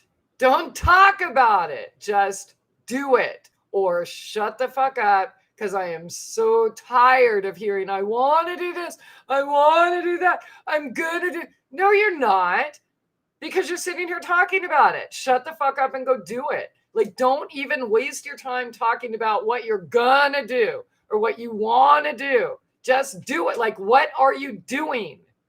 That's all that matters.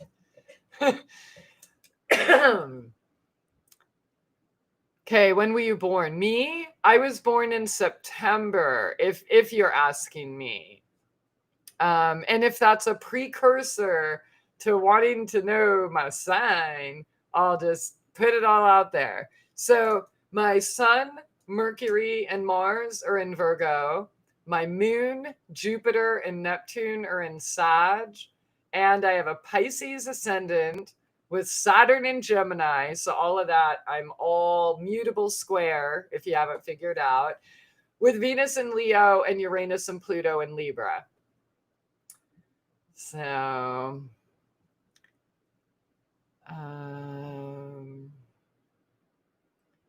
okay. Massachusetts made vaccines mandatory. Like, how can that be enforced though? Like by going door to door, or by saying if you don't have a vaccine, you can't go to school? Hey, Head Champion, how's it going?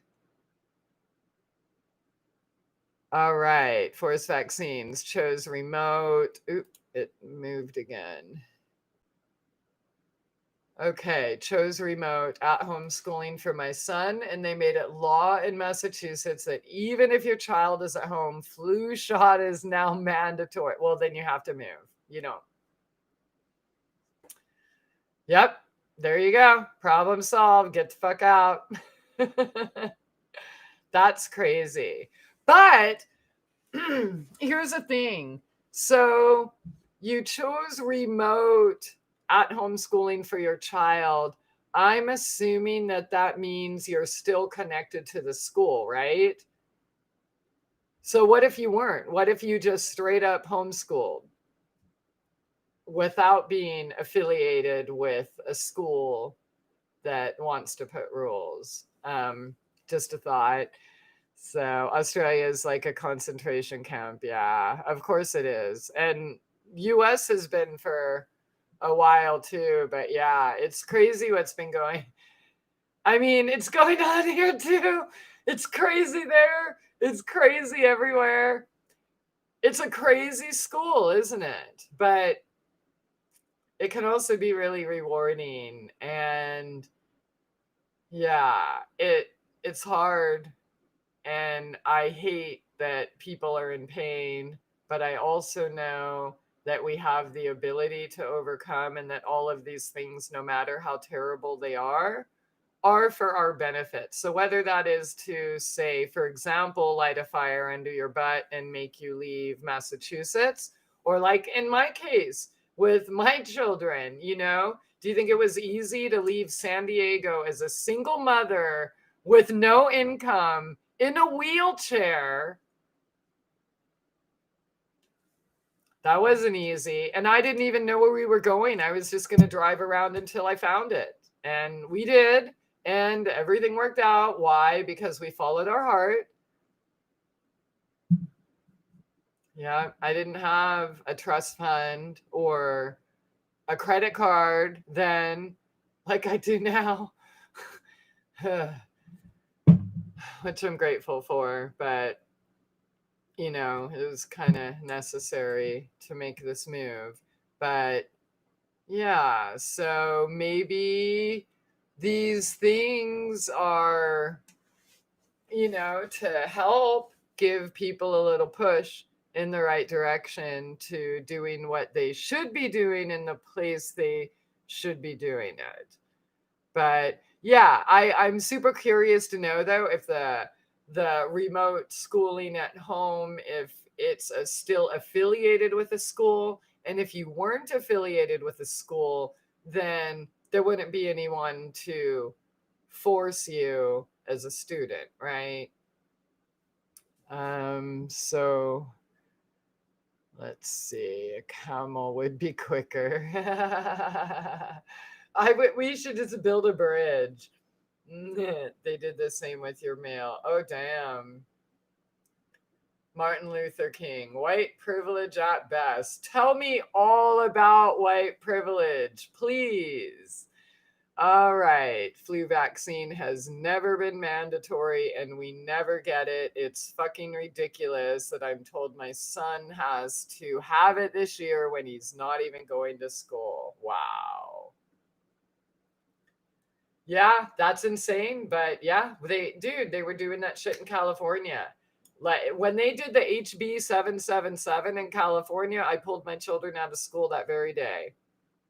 That's it. You have to. The more you know, the more right you have to do. Like, you can't get away with going along to get along anymore. Like the selling out for a paycheck or convenience or things like that. You can't get away with that. Like, kindergartners can, right? People who aren't in our grade level can get away with not taking full responsibility for themselves, but the real humans here, you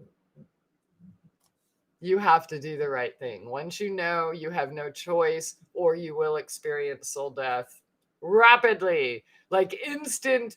You can either have instant manifestation of the good kind or the third kind, or you can have instant negative manifestation. And the more you know, the more you get hit by the negative karma of your choosing wrong, even though you know right.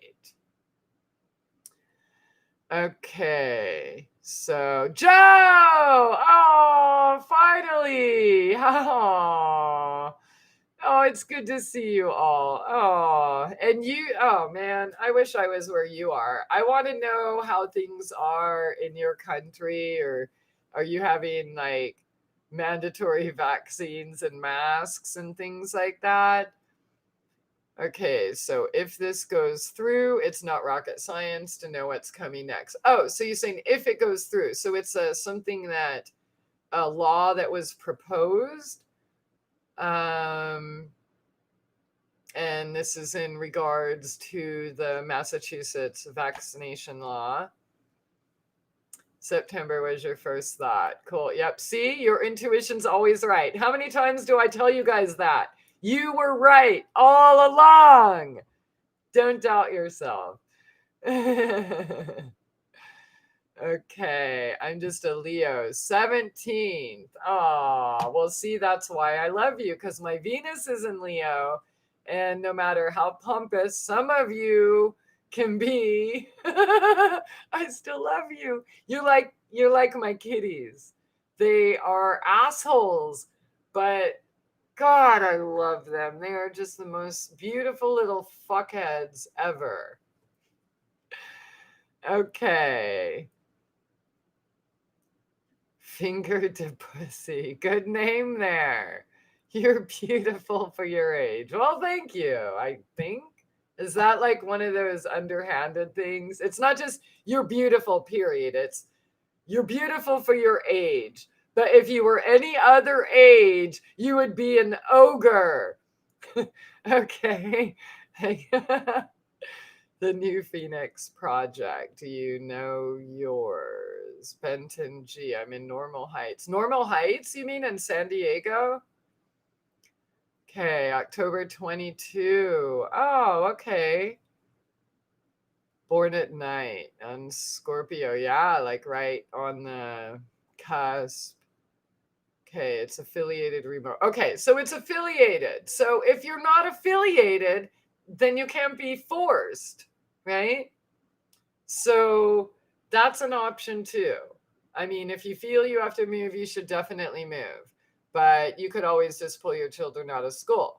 But here's the thing, like, you have to have like skills, like life skills, and teach them life skills. And you know what I mean? Like essential skills like growing food, cooking, preserving, purifying water, fishing, cleaning them, things like that, building basic structures.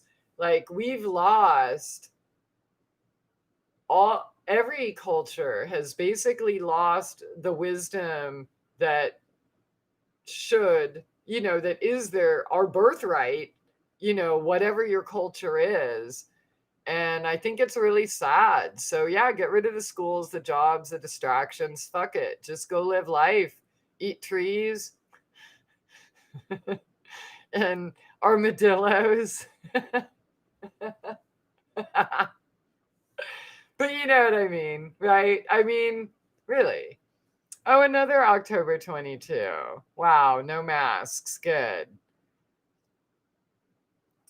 Okay, I was state property myself from 14 to 18 while my dad had a Supreme Court civil suit, a real TI. Oh, yeah, that sucks, man. Like, once you're owned, they don't like to let you go. But again, we can, it's not easy, but there are other ways for everything. And I didn't believe it at the time. Obviously, anyone who's seen my videos, I'll never make it.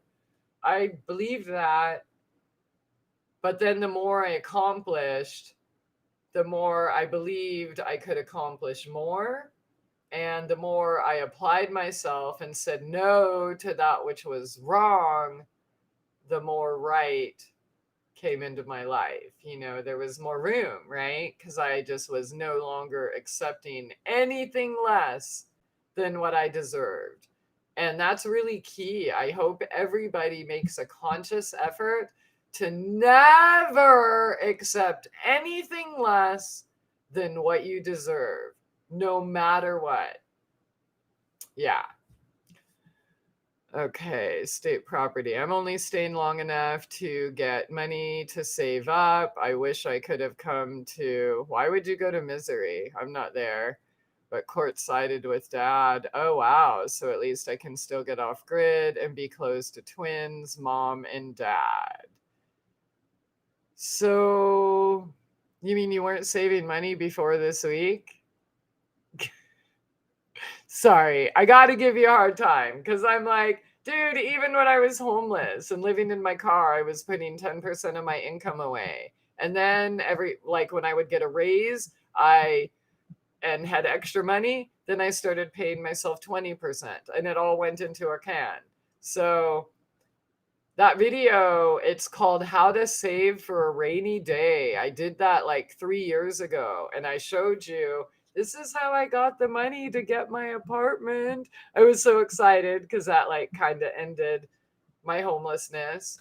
And then 6 months later when I bought the car, I showed everybody how to do it. So don't talk about it, just do it. Take care of yourself, your family. It's more important than your cigarettes. It's more important than your nails. It's more important than your makeup. It's more important than going to a fucking concert. It's more important. Your future is more important than any distraction that they can throw out there. Okay? Yeah. It's more important than a fake election. It's more important than a fake pandemic. It's more important than freaking Black Lives Matter or Blue Lives Matter. It's more important than anything in the news. Anything. Right? So, I mean, you could protest or riot for the rest of your life, but what are you going to eat? Are they going to feed you? Did they feed me? Yeah, no. And seriously, if you guys are still protesting and stuff, if you seriously haven't figured out that your movements are led by the people you think you're fighting against, if you still haven't figured that out by now, you pretty much deserve what's coming. So you got to be smart. Make sure you know how to feed yourself, period. Everybody needs those basic skills. Don't you get angry when you think of the fact that every other species on the planet can feed itself but you? But it's okay, you're the smartest. We're sentient beings. We're above all. We are just so fucking great. We have opposable thumbs. We'll use them. If you're so fucking great, why can't you feed yourself? Right? Yes, San Diego. Cool. My old hometown. All right. Nah, you're just a good looking woman, period. Okay. Thank you. Sunny Lee Smith. That's a cool name. And that's your actual real name. That's very cool. It's very sunny. It should be the name of my sunflowers because they're just so sunny.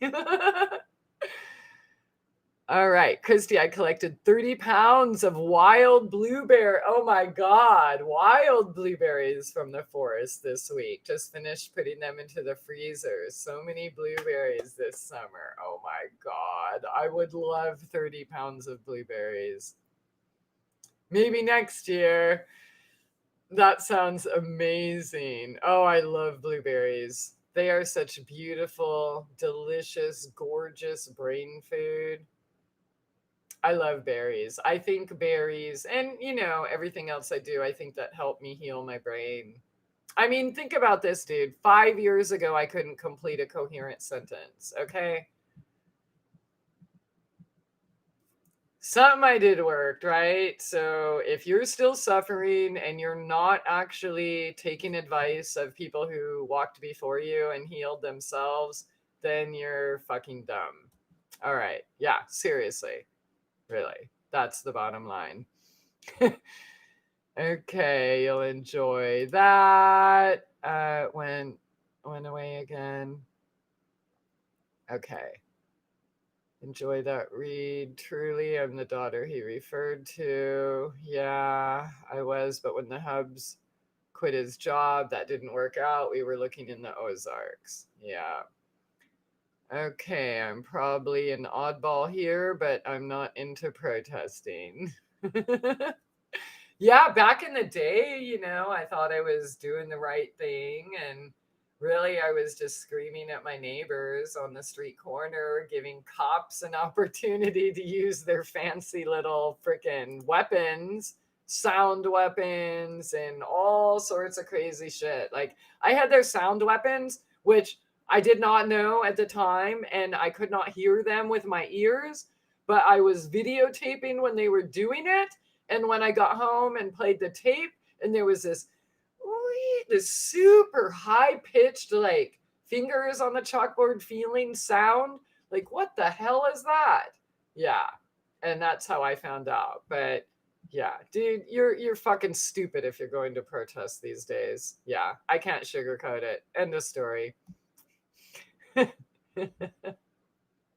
There's no such thing, dude. Look at all the protests since the beginning of time. What protest has ever changed anything?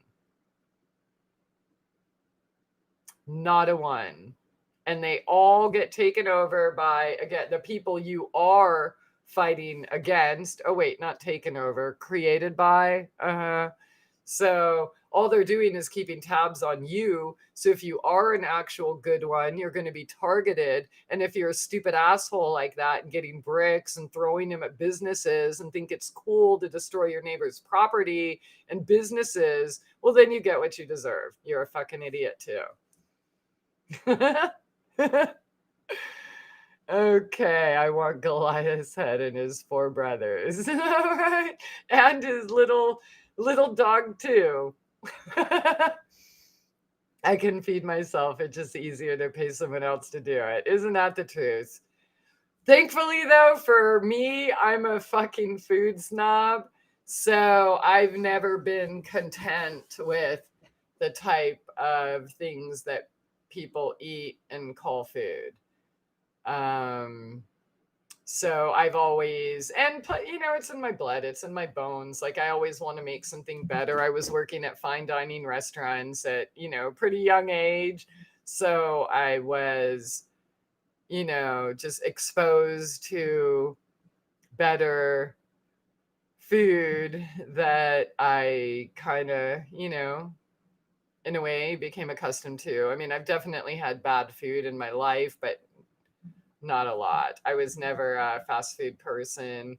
I mean, I have done fast food in my life, but probably less than 99% of however much you've eaten is how much fast food I've had in my life. Wait, less than, no. So 1% of all the fast food you've had in your life, I may have had in my life. Like it was,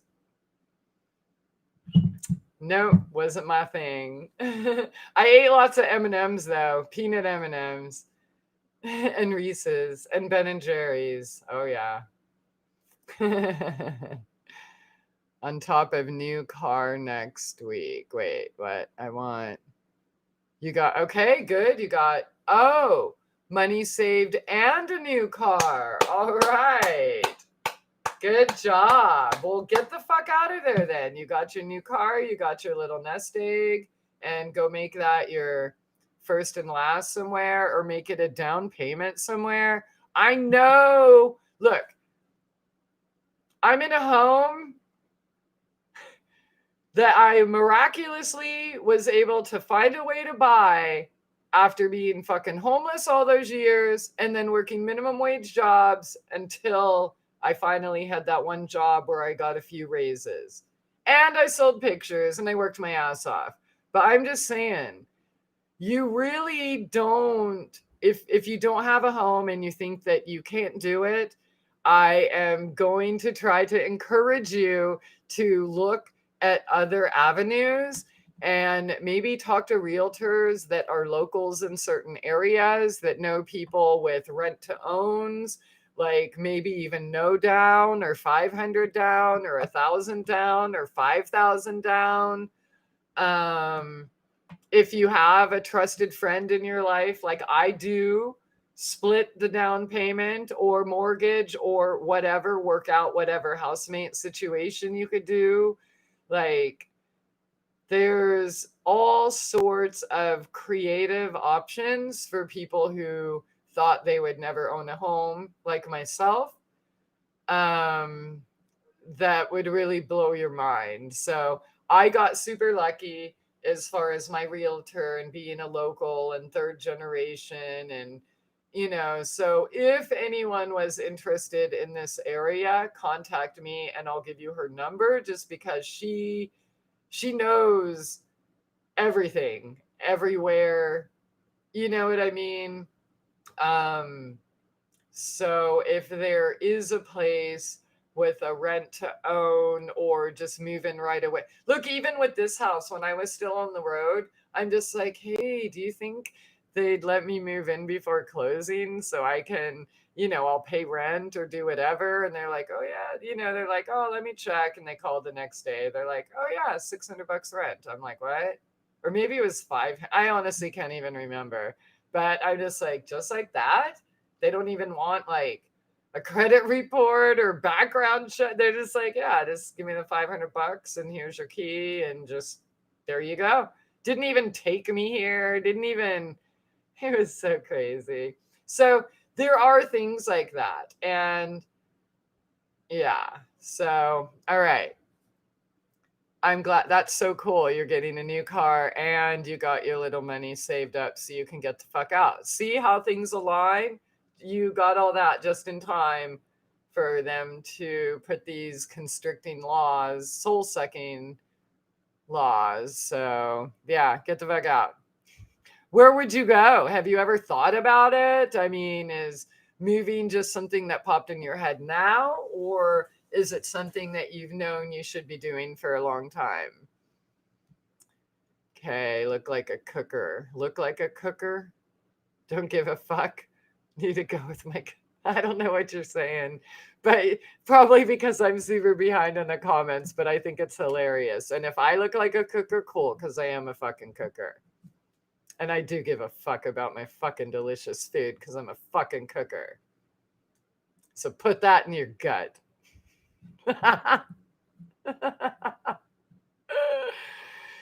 Okay, I'm just having fun.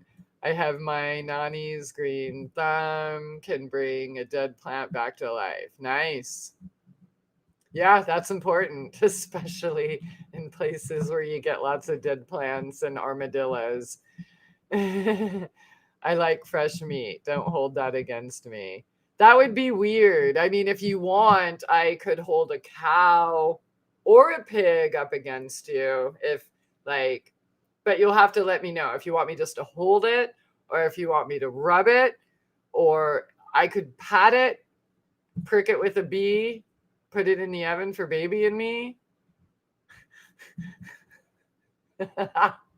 I like fresh meat and I cannot lie. You other brothers can't deny. When a piggy wiggy walks in, if we have never. Sorry, I'm not. No more singing. I learned my lesson. I did find fresh ginger from a local farmer. Nice. Yeah, dude, put some ginger in a pot too. I have a couple pots already because they take a long time to grow.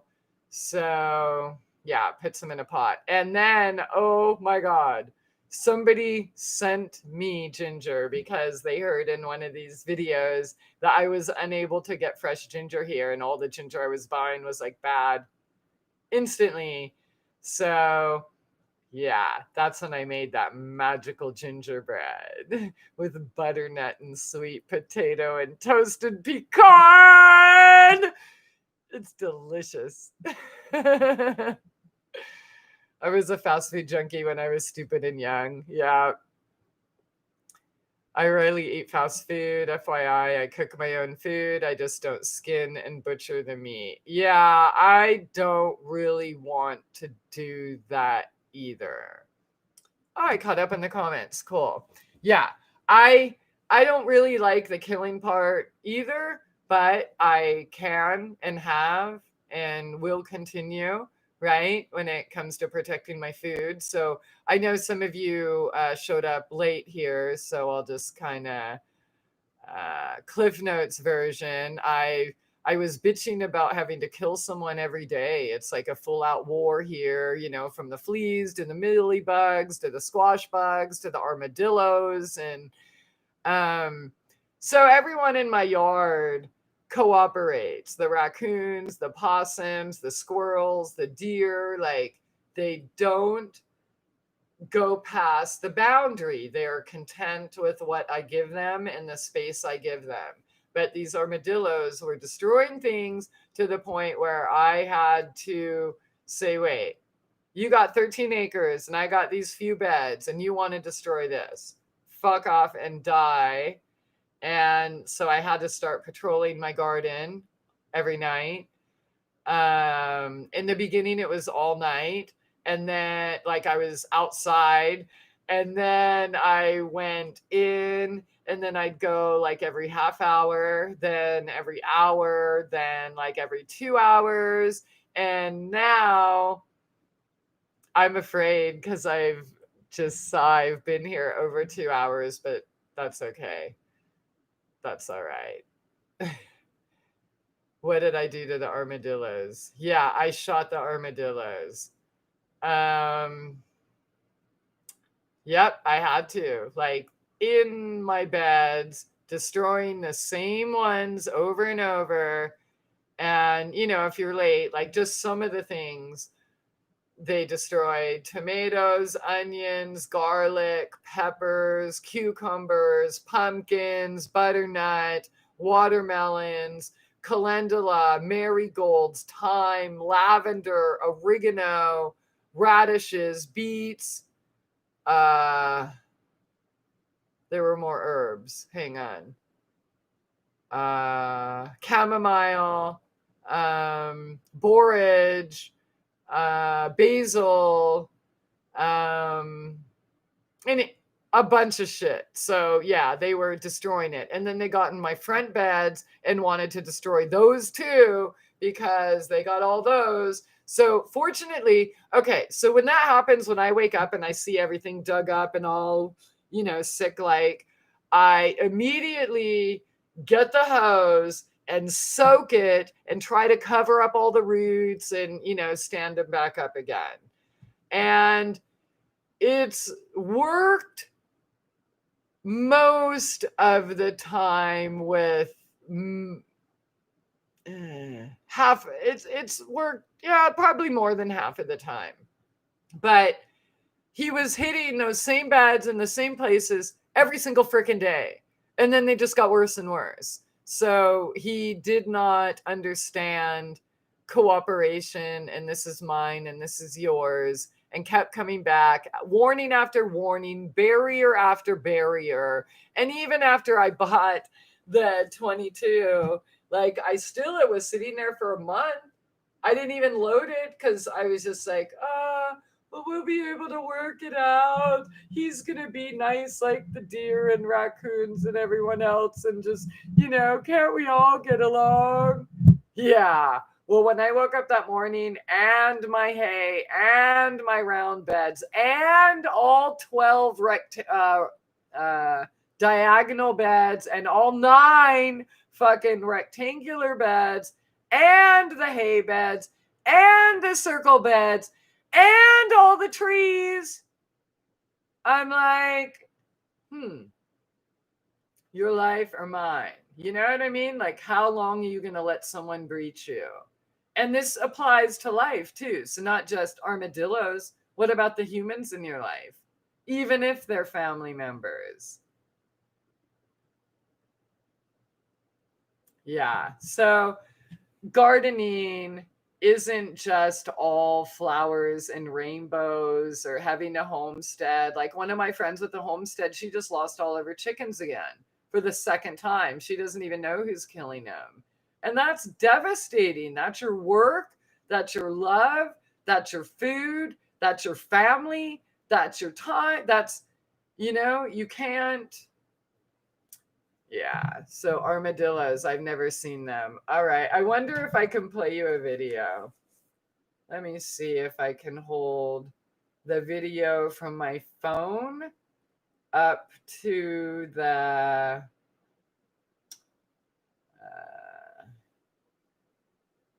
webcam. Let me see.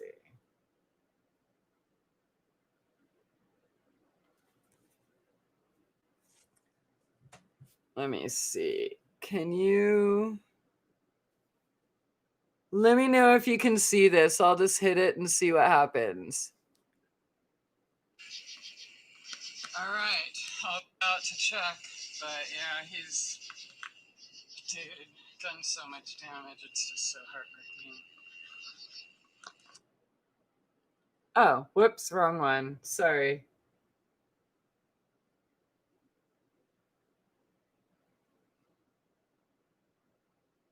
Wait, where'd it go? I was supposed to... Oh, I hope I didn't delete it on accident to make room.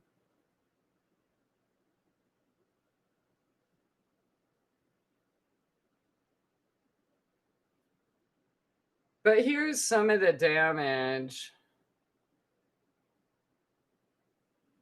Let's see. Wrong way.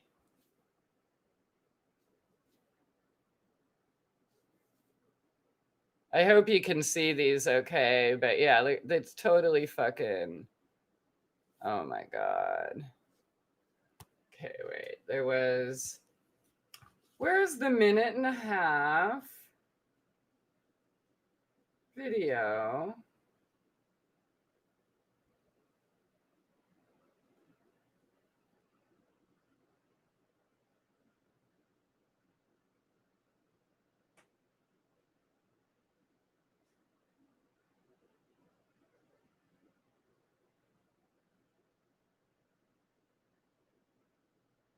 Yeah, I don't know. Maybe I could have deleted it. That would suck. Dang, I wanted to save it because I thought it was crazy. Check this shit out, dude. Oh, that was it. It just didn't start at the beginning. Okay, I'm ridiculous. All right, so here it is. That was the video. All right, let's try it again.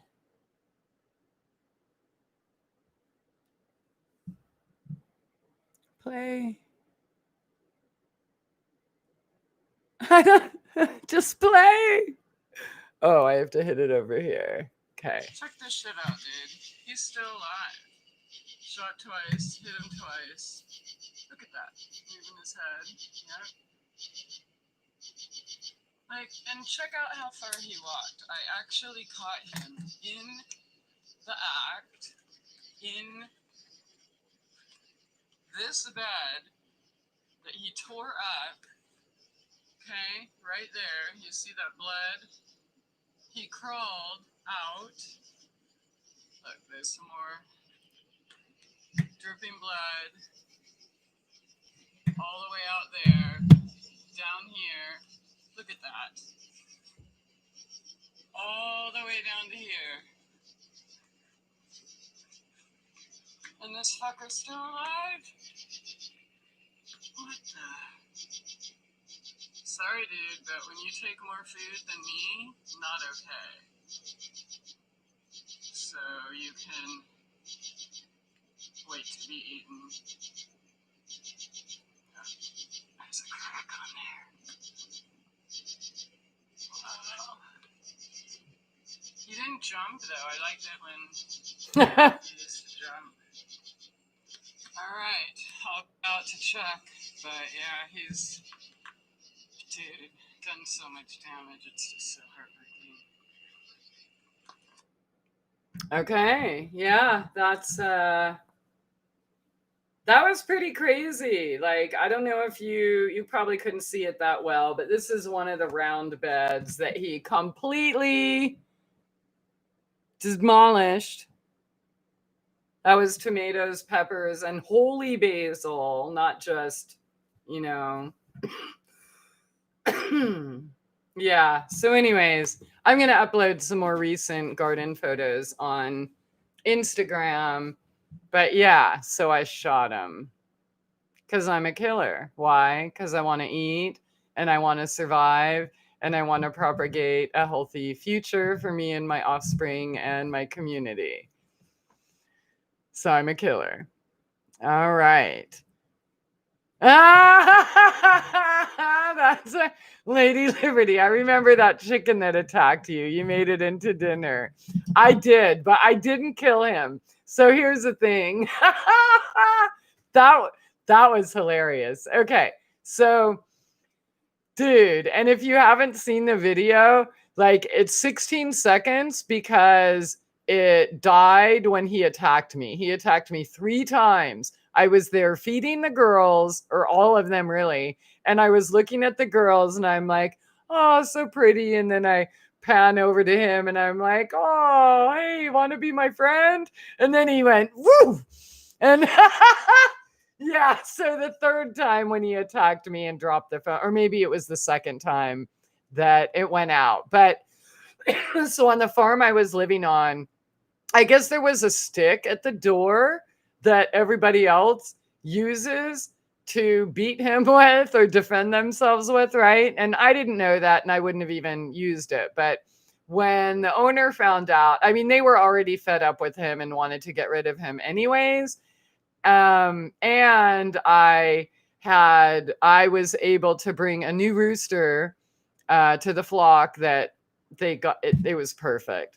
They all got along great and everything. So, yeah. So my landlord brought me a chicken to boil, like 10 minutes after that incident.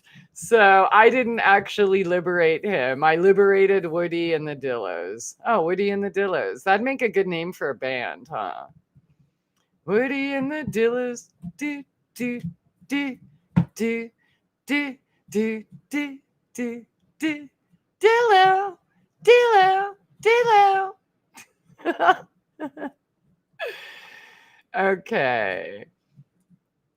Let me know. Let's see. Let me know if you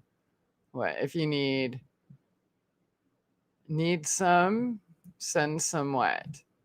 Send some Dillos or fast food?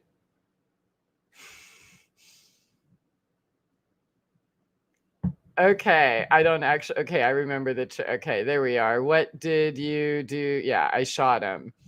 Armadillos. What did you shoot him with? I shot him with a 22.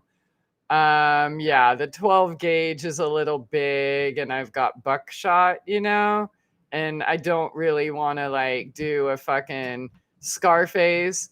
Yeah, Al Pacino. So, um, a 270, a 308, a pistol, a 22. Those are all good guesses. I have a 270. The 270 is way too big, dude. That's like, you know what I mean? That's for when BLM. I'm just kidding. No. So I'm not going to use. And then I thought about using my 38, but I actually. So yeah, I went and got a 22 because I figured that's better for garden stuff. Plus the bullets are cheaper. Like the 270s, they're like $1.50 each, and a 22. I don't know how much they are, but I would much rather lose a 22. Even the 38s are expensive. Plus you can't, at least around here, you can't get any 38 ammo. So yeah, and I don't want to use shotguns to shoot garden critters, especially in my garden, because then I'm going to shoot other shit with it. So that's more like when stalkers come over. Yeah. Oh my God, they're going to take me seriously. This is hate speech. It's bullying. Yeah. So I'm still banned on Facebook over 5 months. In 2 more weeks, I think so that'll be 5.5 months that I've had 9 days I've been allowed to be on. So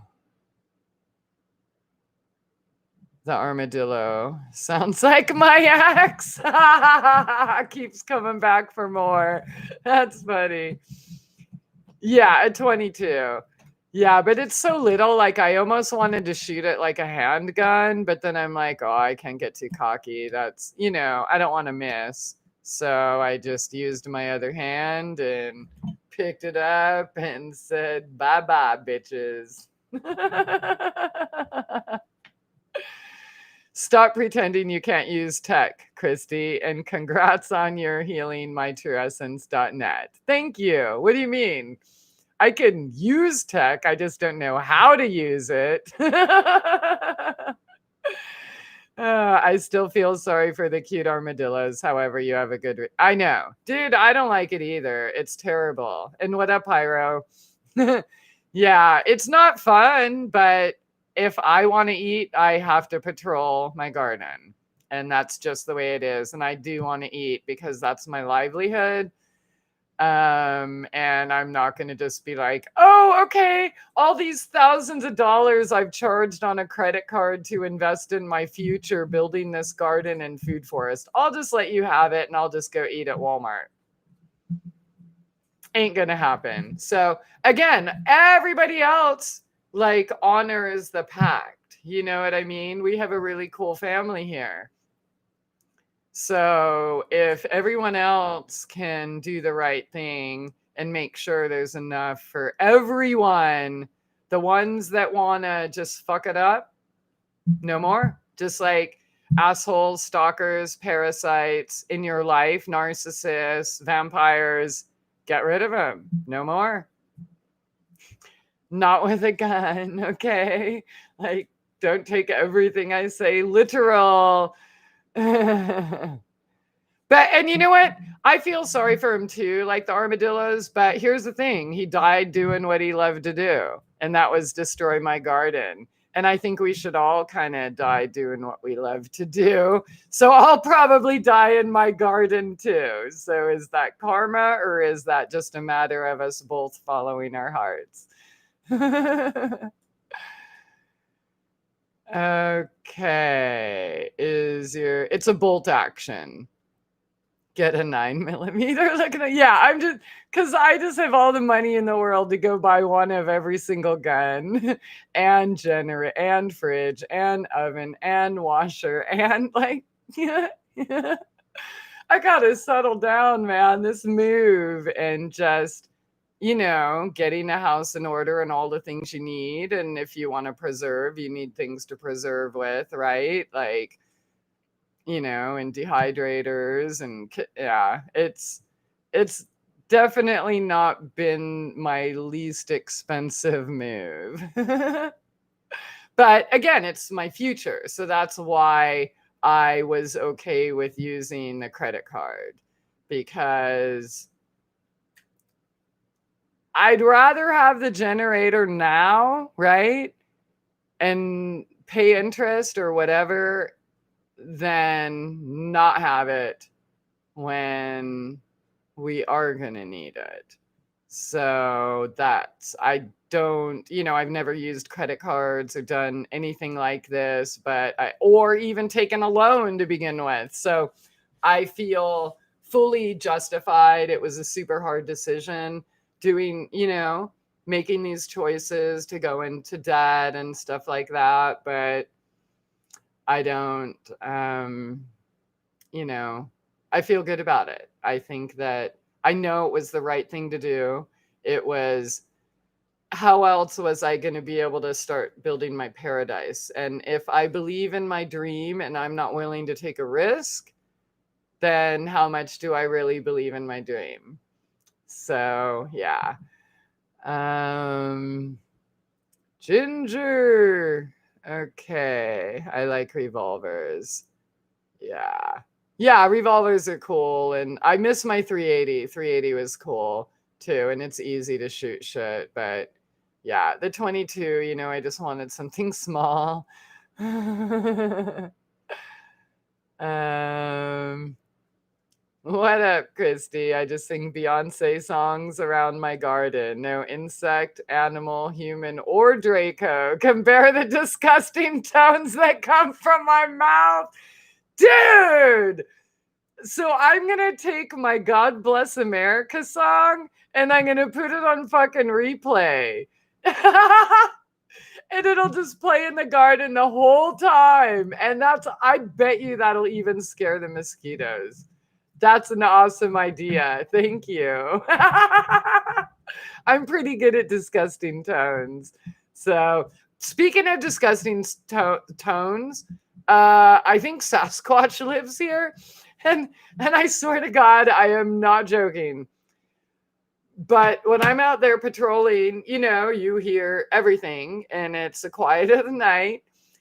And this was not a human and it was not a recognized animal. In fact, it almost honestly sounded almost exactly like Chewie Chewbacca on Star Wars. Like, see, I can't even make the noise, but it sounded like that, with like that kind of, I don't know. It was dark and it wasn't like right here and I wasn't going to go in the forest and look, but I'm just saying it was not human and it was not a recognizable animal. I know what wildcats sound like. I know what woofies sound like. I know what I don't know what it was, but that was pretty crazy. It was kind of like, how bad do I want this garden? Fuck it. I'll go to Walmart. While I'm there, I might as well get my vaccine.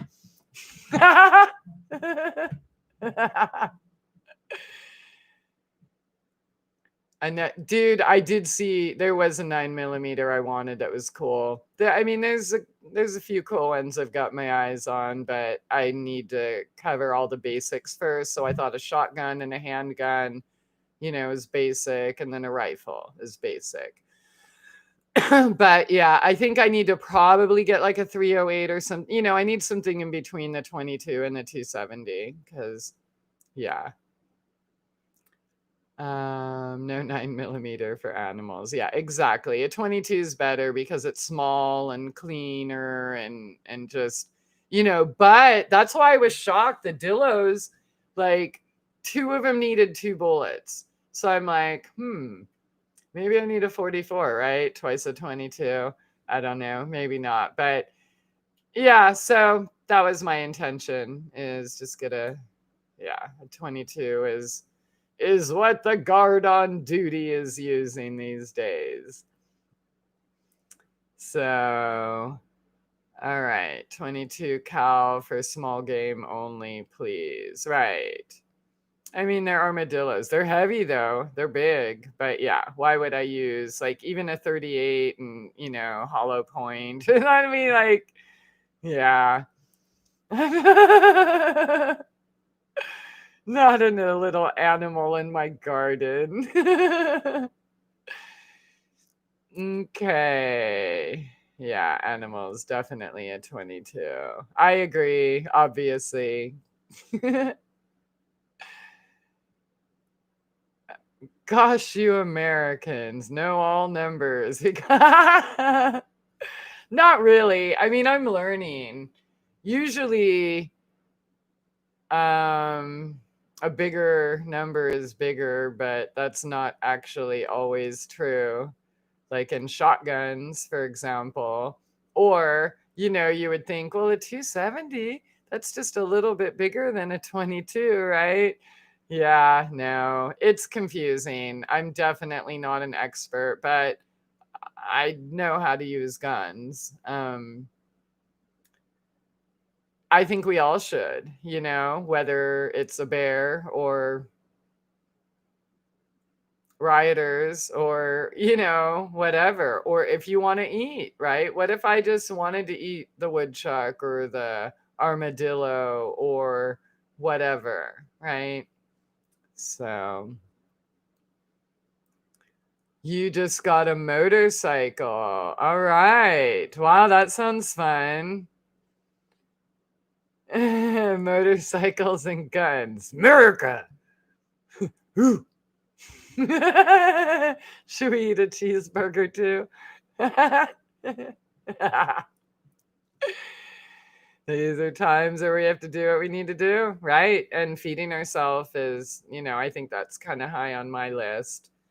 All right, invested in a generator a few years ago, just before we had a major winter storm and were without electricity for 2 days. Nice. Yeah, I did let fear creep in a little bit when after the power company said that we will probably lose power for an extended period of time due to COVID. Oh, and HARP.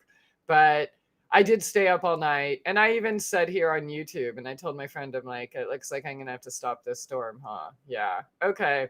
So I went to work about 1 o'clock and good because, yeah, I just filled all my freezers with everything I've been preserving. And if I lost it, like just like that, holy crap, that would have been devastating. So I'm glad you got yours in time, and I'm hoping I'll get mine set up in time. Okay.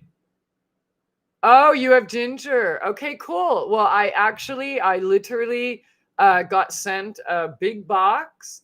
Um, but in the future, I will totally keep that in mind. And, speaking of that, I just want to say if there's like gardeners or people that have access to things or seeds, or you want to trade, or you want some of my seeds, or, if we can trade or do something like that, I think that's kind of important to do. And I know some of the seeds and starters and stuff like that, I was unable to get anywhere. Like I still couldn't find ground cherry seeds anywhere.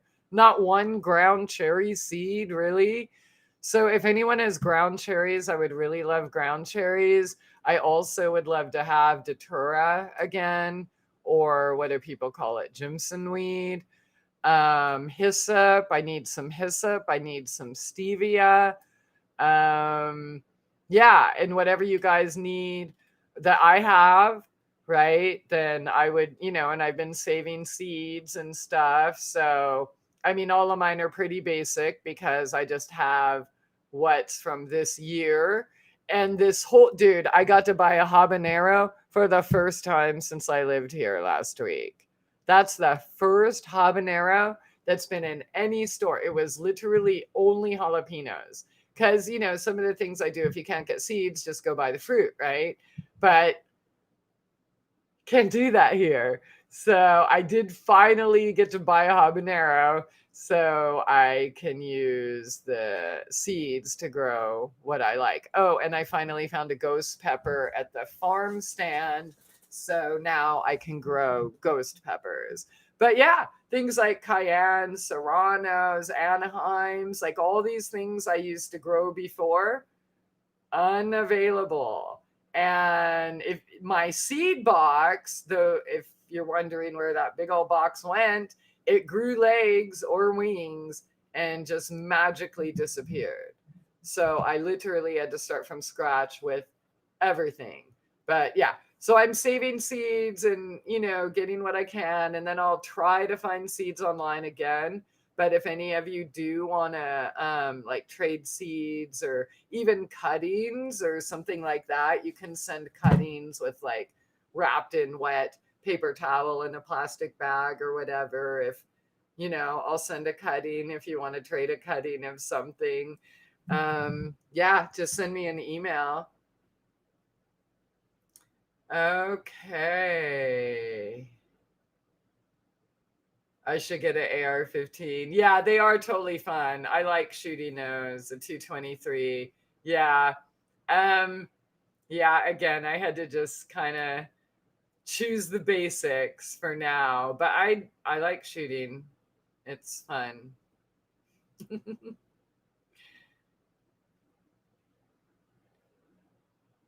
Okay. Shotgun rifle and a 4-wheel drive, 44 cal pistol. Yeah. A 40 cal is pretty big though too. Like for some reason I had more difficulty, or well, I don't want to say difficulty. I'll say it was much easier to shoot a 44 than a 40, which I couldn't understand why, because wouldn't the 44 be bigger? Um, but maybe it was a shorter barrel. I don't know. But it's weird that, I guess you just have to shoot it and find out. Christie, do you remember reading something apparently from the Sasquatch that was highly spiritual and scientific? Portals, dimensions, etc. I've been angry ever since I hear people hunting them. I don't know anything about that. In fact, I didn't even know people hunt them. And that kind of sucks because we all have a right to live. If you're hunting should be for eating. And people should kind of just, dude, there's shit out there. Like, all right, I don't think I may have not talked about this in video. All right. I did not even know this term when I had the experience. Okay. So I'm going to say the term first and then I'll tell you how it happened. Dogman. I had never heard that term in my life. And then a little over a couple years ago, I took a friend to a part of Forks. And, I gave him the rundown. I'm like, dude, everybody here hates you. Okay. So you just need to understand that now. And just kind of orange alert, kind of code orange kind of thing, right? Like just be aware, don't trust anyone, and not just humans but the beasts, right?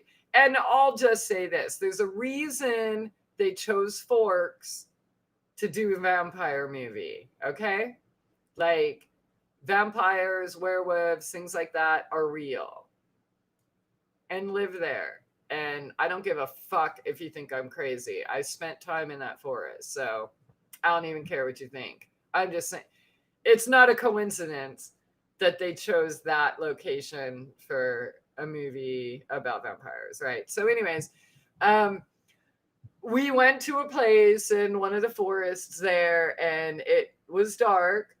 It was like a whole day thing. We got there, it was pretty dark, and then parked and figure, okay, well, there's the water and the moon, here, and then the forest over there. I get out of the car and start walking towards the forest in the dark. And I don't know, my friend was doing whatever he was doing. I wasn't paying attention, but this is kind of funny. So the closer I got to the forest, the more I felt a bone fucking chilling presence.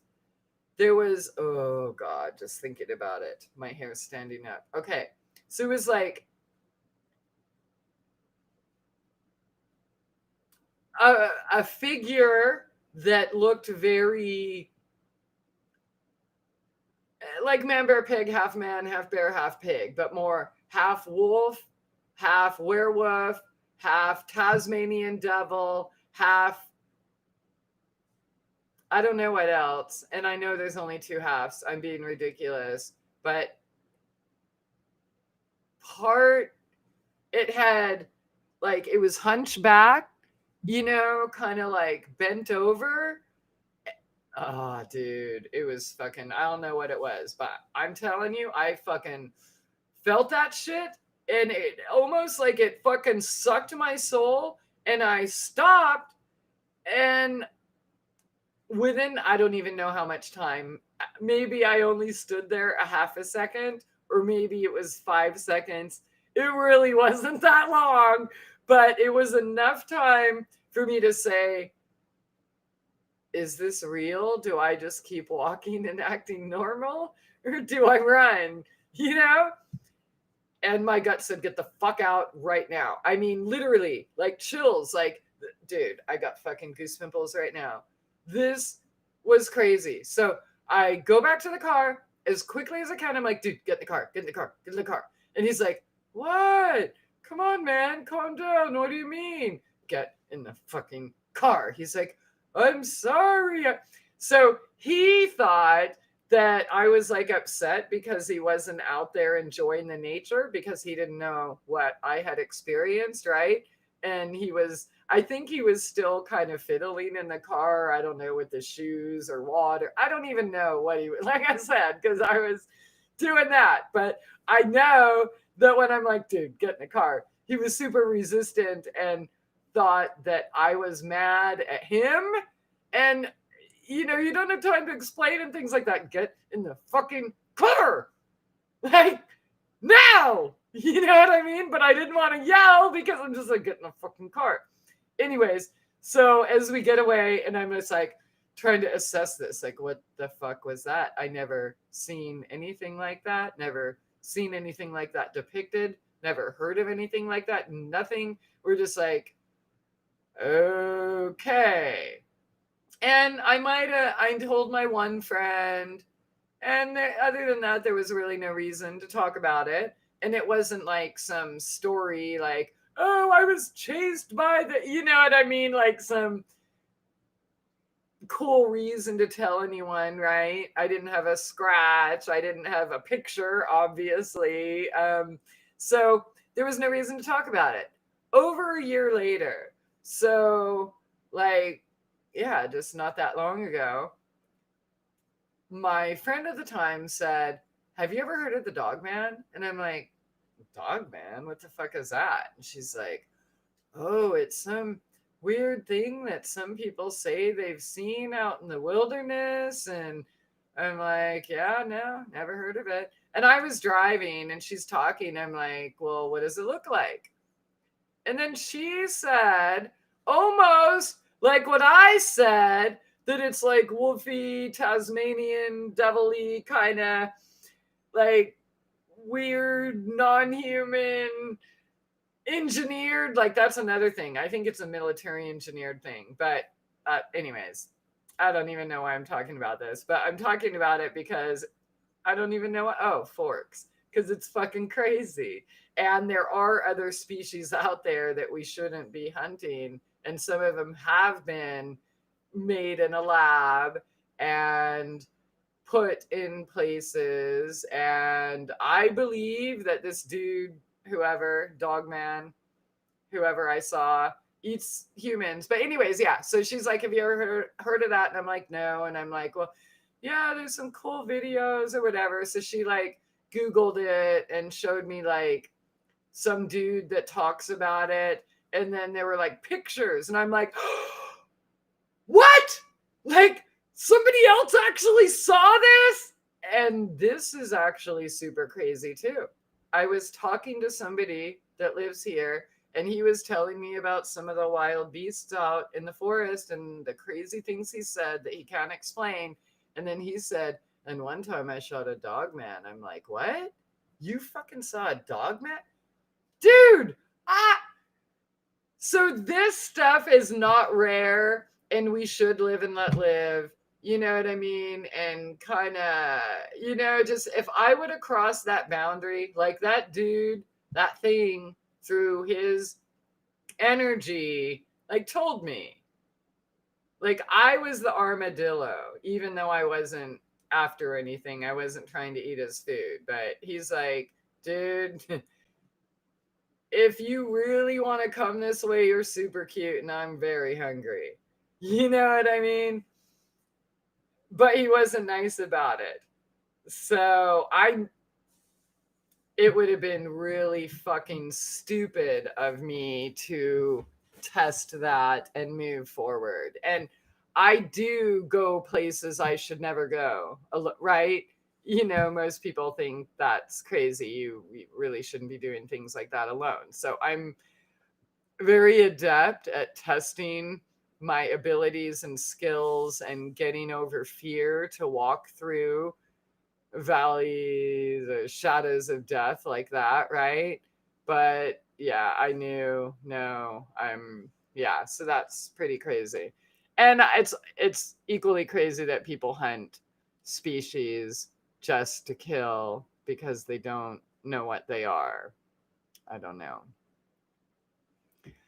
I only have pet cats in my garden. They don't eat anything. They just sneaky poo everywhere. I adore cats, so that's okay. I don't know why. I'm a Leo. I've been using my cat poo to put as like a barrier at the fence that the armadillos didn't pay attention to. But I think it works for everyone else. And I use the pine pellets, the litter. So I just dump that out, and I'm pretty sure that's helping with squirrels and things like that. Like I see the squirrels, I see the possums, I see the coons, like they're there, but they're not breaching the barrier in the small area that I want untouched. And I bet you, as I'm saying this, they're downstairs like saying, ha, she's on video. That fucking cunt, will show her. So they're probably eating all those beautiful melons I just took pictures of today. And that would really suck. So I do need to be responsible at some point and get back to work. But that's all I do. That's literally why I haven't even been able to do videos here, even make uploads on Instagram. It's been a lot of work, but obviously it's going to end. Harvest time isn't going to last forever, right? And hopefully I won't have like 25 or 30 piles of shit to pick up every single day. Okay. Yeah, cats are cool, but I hate them. I love them. I hate them. I fucking hate my cats. I love them. Oh my God, they're so cute. Oh my God, I need to die. Just. Aw, you guys should come say hi. Your mom, your grandma's talking shit again. Okay. 325 miles per hour. What's 325 miles an hour?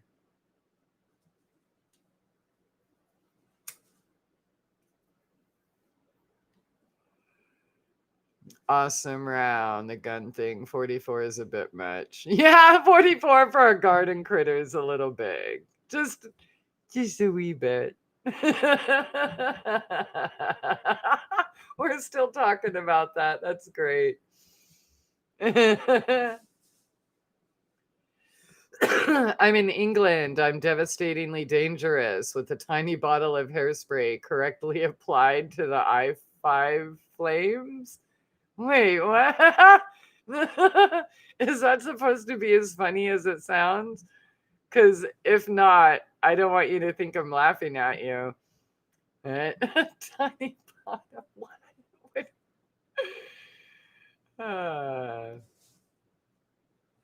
I know you don't put hairspray in a flame anywhere near your eyes, right? Like that's just when you fart. Right?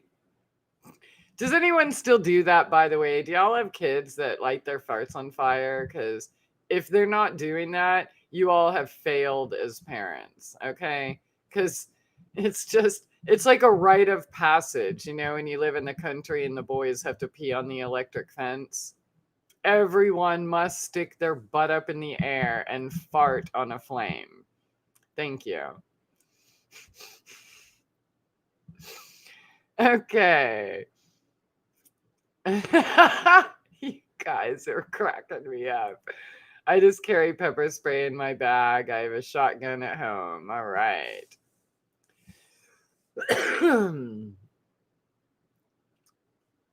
Shauna, hey, how's it going? Do you have to wear masks in England? Okay, Sunny is Mutt Demon, a play on Matt Damon. Mutt Demon.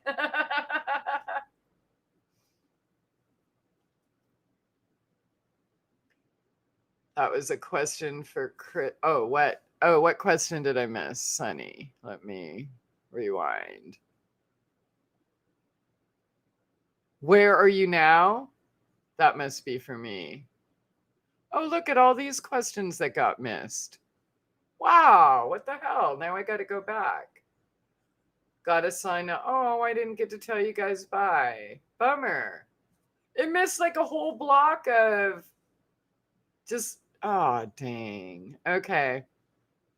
So let's see. Carry pepper spray. We can't use pepper spray. Wow. That's insane. You cannot protect yourself under any circumstances unless you know judo. Yeah, but you know what? Everything's a weapon, really. It's like you don't need a gun or pepper spray, really. This is a weapon. This is a weapon. This is a weapon. This is a weapon. This is, you know what I mean? Like everything. This is a weapon. I mean, hopefully you don't ever have to defend yourself, right? That's not a fun place to be, but I think we all should have the ability to. And if you are not allowed or can't access, for whatever reason, then yeah, maybe learn to kickbox or something. That's crazy though, that you're not allowed to. Wow, not even pepper spray. All right, good night, Lady Liberty. Sorry I missed these comments here. I shot a 40 cal and a 44. The 44 kicked much harder for you. Wow. Isn't that interesting? I don't know why this particular 40, I don't even remember. It was years ago, but I just remember because I thought like, well, I got a 44. That's easy, boom, boom. And didn't work like that. I was like, oh shit. Okay. All right. I use the one that's meant to protect our dogs from other possibly angry dogs. Then we can buy freely here. Christie. I got chills, so I can imagine that. Don't say this out loud. Your skin looks excellent. Don't say this out loud. And I'm sorry. People pay good money for hair extensions to get a plate like that. You are so true. It is always a pleasure to hear or see you. Aw, thank you. And don't say this out loud, but I was just reading it and whatever. Blah. Thank you. P.S. I'm not to bias. I know, and I am super thankful. And obviously, you wouldn't be here if you were. So, where are you now? So, if you are talking to me, then I'm in the Ozarks, in Arkansas. Yeah. Okay, I'm gonna get me a 33 call pistol and a 6.66 Magnum PI endorsed by Lee Majors and Lindsay Wagner. A mutt demon. Sunny, we are all dealing with our shadow selves. I'm not that kind. I even tell people in shops I'm too beautiful to wear a mask. That's awesome. I'm Too sexy for this mask. Okay, do you have to wear masks in England? Okay, looks like I caught up. All right, there's Shauna. Hey, how's it going? Okay. Looks like I'm back on track with the comments. So, don't know why my comment repeated, huh?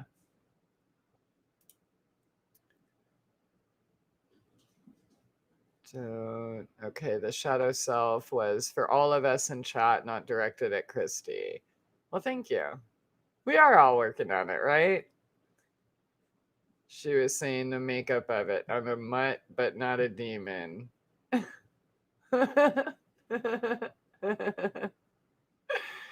I'm trying to keep up. I'm sorry. I lit a fart once when I was young and it felt like someone shot me in the butthole with a rubber band.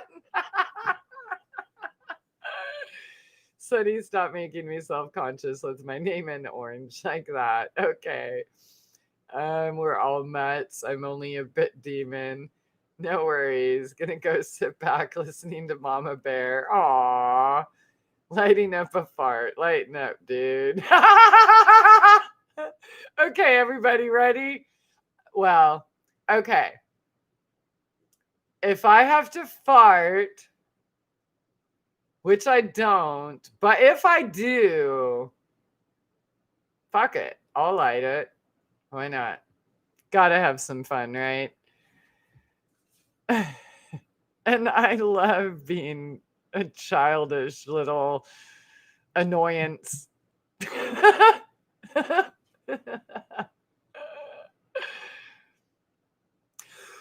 One can do what one wants with one's wind. However, I personally object to the sharing under a duvet thing.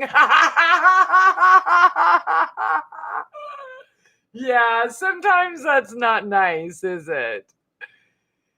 Yeah, but what I don't understand is why it's cute when everyone else does it, right? You go to the zoo, an elephant farts, it's cute. Your dog farts, it's cute. Your cat farts, your bird farts. Like everybody in nature farts and it's cute. But if humans do it, like, oh, that is so impolite. There's something, go to your root, or there's like something wrong with you for being human.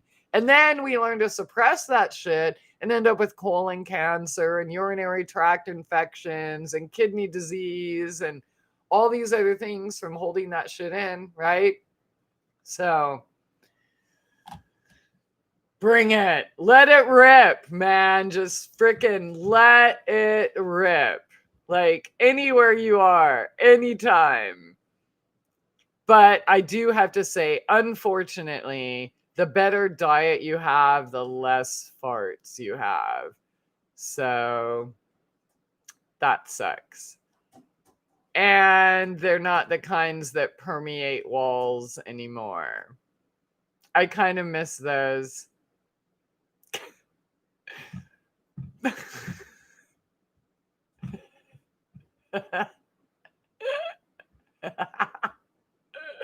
Yeah, so if you're having trouble with, your asshole family or someone, you want to get rid of them, just like eat a whole bunch of like fermented beets and then down it with a bunch of like rancid ice cream and then eat some like rotten scallops. Yeah, and then let it rip. Hey, baby. How's it going? Want to come sit next to me? Want to rub up against my booty? Booty bobo. Okay. I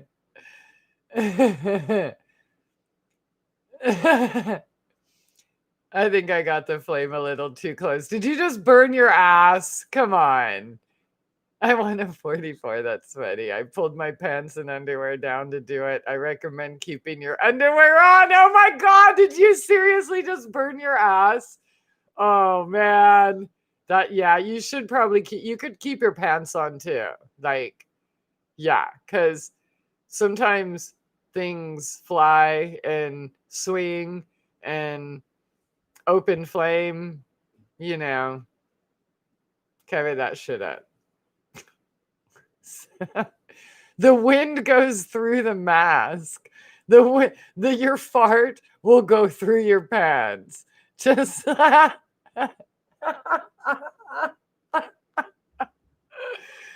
we're supposed to be talking about food and killing and all that fun stuff. Yeah. Because this isn't fun. Okay. Keep your underwear on. Rule number 1 in Fart Club.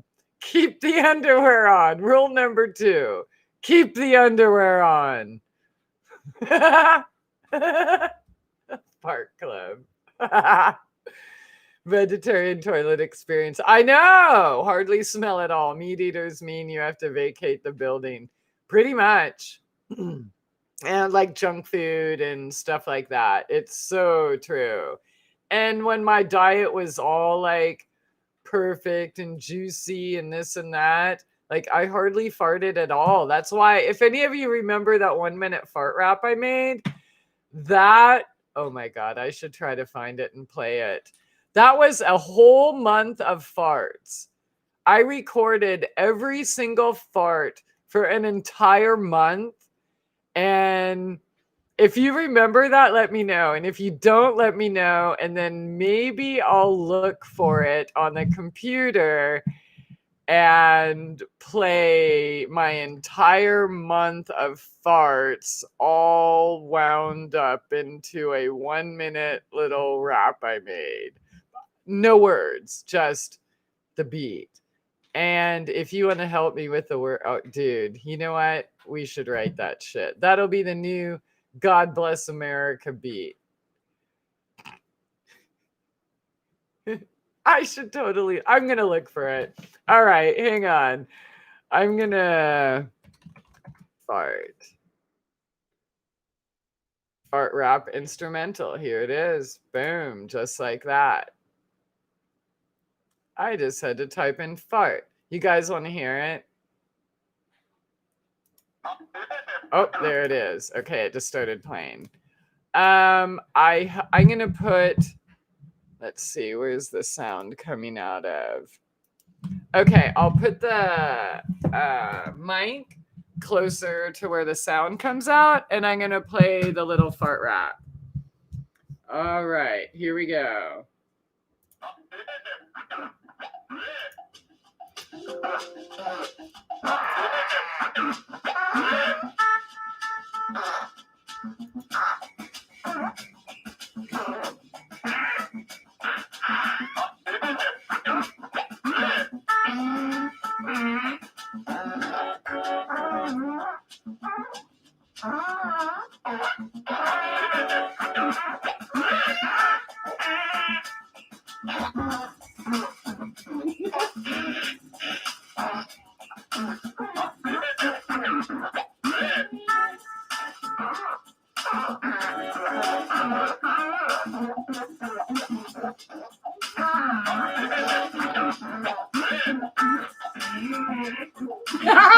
That's my favorite one.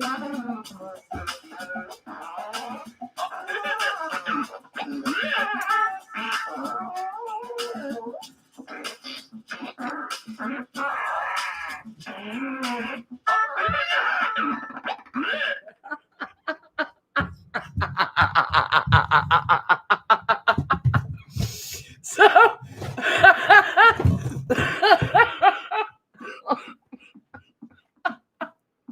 oh my God. Okay, let me wait. It's still something's playing from somewhere. There it is. All right. I hope you heard that, okay? Okay, so this was in 2012, and like Sidney Ross Singer was a regular guest on the show, and he wrote books called Get It Up, Get It Off, Get It Out, or wait, I can't remember. And then obviously the bra one, Dress to Kill, and So in promoting his information, if you can't tell by now, I'm a little wild. And so I decided to record all my farts and try to create awareness. And it was kind of funny, some of the things, like when I went to Springfield and I would like play the farts. I was wearing a robe and just playing the farts on my phone when people would walk by to like get their reaction and stuff. And then I could talk to them about why farting is important. And yeah, so that was the purpose behind it. I did have it in a little video, but then I got erased as always. So all of that disappeared, and that was in my homelessness and blah, blah, blah. So, but yeah, I have the original music file, and I could turn that into a rap, because if I can fuck up God Bless America, I can fuck up like air coming out of my ass, right? Like that's totally my right. And if you disagree, it's because you wear a mask. So there. So those are all my farts. All of those farts you heard in that song came out of my butt. Yeah. My butt. My butt. My. Okay. So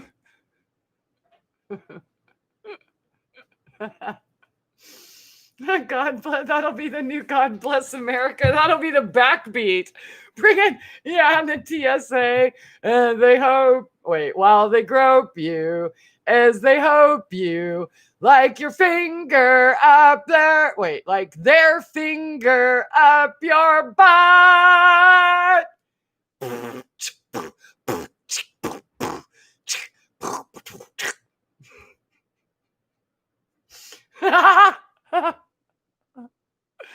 Dude, I gotta go kill armadillos. Why am I doing all this fucking potty talk here? That is so like immature, man. Grow up, man. Okay, here we go. I totally agree, though. The vegetarian toilet experience, whatever, and I don't think it's necessarily meat itself. It's, there's like fresh, clean meat, and then there's like Walmart and McDonald's fake meat. You know what I mean? So I think that does make a difference. But yeah, definitely. The cleaner your diet is, the less they smell. And then you don't get those really big, long, like what your brother did growing up. I don't even know if anybody farts like that anymore. Do they? Yeah. So for me, like when I eat the worst food or feel the worst or something, or especially if I like take Modifilan, then I forget for a few days, then I take a bunch again, like that might make a nice song.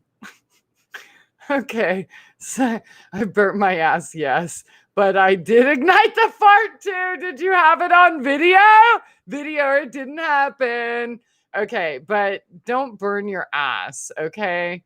That's like so 2019. Empty carbs do that, not meat. Oh yeah, totally. And like dairy and stuff.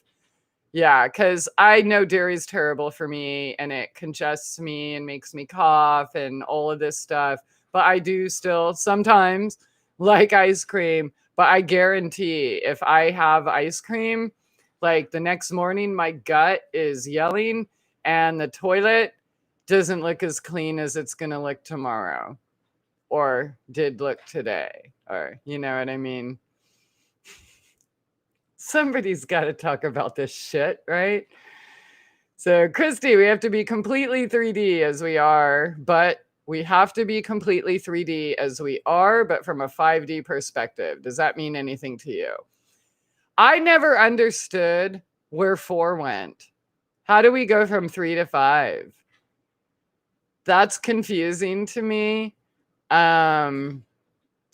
And the whole label thing, I used to have those people on the show. I know you've been around a long time and stuff, and they used to talk a lot about that. But there hasn't been anything that I learned on my show from any of those people that I was actually able to utilize in my life in a beneficial way. So it basically wasn't until after I told all those motherfuckers to fuck the fuck off and die, motherfuckers, or something like that, that I was able to take my power back. I found that trying to define this dimension and the experience was taking away from the experience and limiting to definitions, which my experiences far outweigh, so I think it's cool stuff to talk about, but I don't put any stock into anybody else's explanation of this experience at all. I can't even define or explain my own and my own understanding of what I actually live and experience, which I know for a fact. Well, I don't see, because then I'm going to use labels, but I know that I'm living in more places than just here right now. So whether that's parallel universe or whatever, there's so many terminologies, but I do know where I'm at now is a different world than I was a couple years ago. And I'm not talking about the external stuff, the obvious. I'm talking about where I actually live in my heart, in my soul, where I operate, how I manifest, what I experience, what I see, what I produce, everything. I live in a world right now that I did not know was possible in this earthly dimension. So you are all free to call that whatever you want. And I wish I could explain it better, but yeah, the words, the labels were too limiting. And it's almost like protesting 9/11, for example. Okay, it's like when you get into terminology of these labels, especially like in the spirituality community, it's like if you question 9/11, then you have to believe all of this. And if you believe this, then you have to also believe this, that, and that's the only way. And so then all the 9/11 group, every issue, right? I just picked that one out, are fighting with each other because, they all have the same questions, but they're fighting over semantics or about things that we'll never actually be able to know or prove, right? Because if you weren't involved in the planning or execution of 9/11, you're never going to actually know. So really the only thing that matters, they lied, so stop believing them. And so the labels, whatever they are, just become very limiting. Oh, you're a 9/11 truther. Well, no, I just asked a question. You know what I mean? And they try to put you in this group, just like with the spiritual and new age terminologies that used to be common even on my own show. It was all a good learning experience. But all it did was bring me back to myself and remind me that I was right all along and I never should have doubted. And that's what I kind of hope you all start to understand and know and believe in your heart, because it's true. Okay. I'm sorry I laughed that you burnt your ass.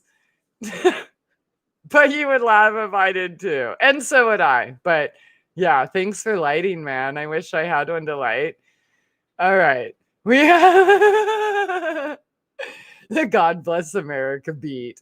Oh my God, this stream got shitty real quick. It sure did. Yeah, I'm pretty good at that. Okay. I'm a monkey. Joe, Christie may be able to explain. She's good at that, but she may choose to skip that. Oh, well, no, I didn't. Sorry. And I'm not really good at explaining things. But that's because when I was spending all those years trying to define and explain things, I saw that it took me away from the experience. And I like my life much better these days, by not defining it and just accepting it, surrendering to it, because whatever name anyone puts on it, somebody's gonna want to fight over it, right? And yeah, then it's just so, yeah, I experience more than I'm capable of defining. And it's so weird because, like, through the years, and I could blame a brain infection or this or that, but I'm not going to, because a lot of it was also conscious. But my vocabulary is much more limited than it used to be. And at first, I kind of had a hard time with that, but now I appreciate it for what it is. And yeah, so I don't know. Where did 4D go? That I never understood that. I used to ask all my guests that too. How do we just go to 3 to 5? And because I thought it was 1, 2, 3, 4, 5. And yeah, so I'm sorry. I'm sure I don't have a good answer for you. Sorry.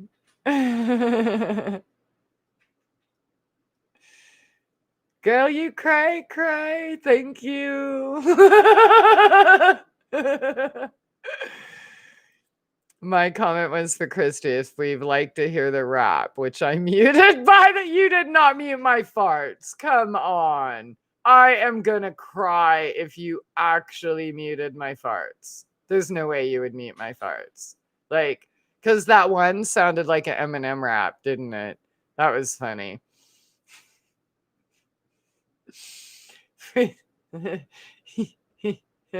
And just because you could mute my farts doesn't mean you won't smell them. So there.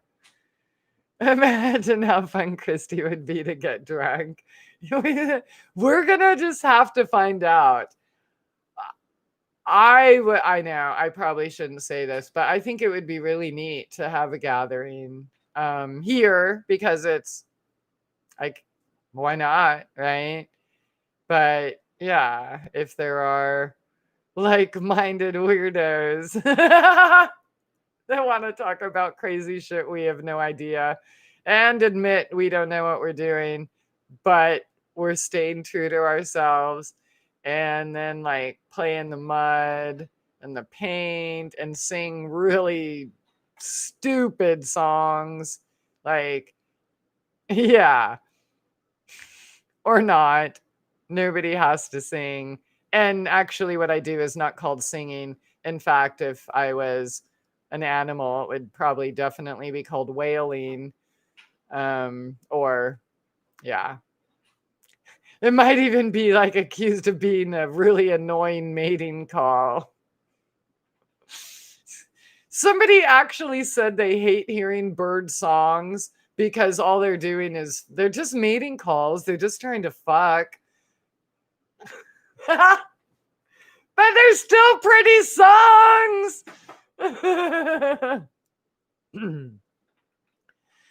Lived with 2 sons, which had a rap of their own every fucking day. That's awesome. I bet they were brilliant. I mean, if you're their mom, of course. I need to pull up sometimes, those mornings after with the ice cream, like I said. Okay, the comments all moved again. And whilst I'm thinking, plait is what you call a braid. Oh, plait. Okay. Oh, thank you. Thanks for explaining. Okay.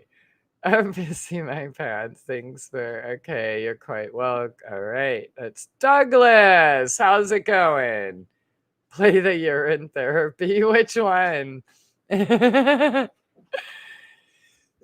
Christie, trap the armadillo. Yeah, I did try to trap him. I have 2 cages out there and all the food is still in it. And that's because armadillos don't really eat the vegetables. They want the bugs. So that's why they have to go under for the roots and get all the earthworms and the grubs. And that's why you can't really, I mean, I guess I might be able to go to a feed store and buy a whole bunch of like grubs or worms and maybe kill them and squish them together in like a worm pie and then maybe.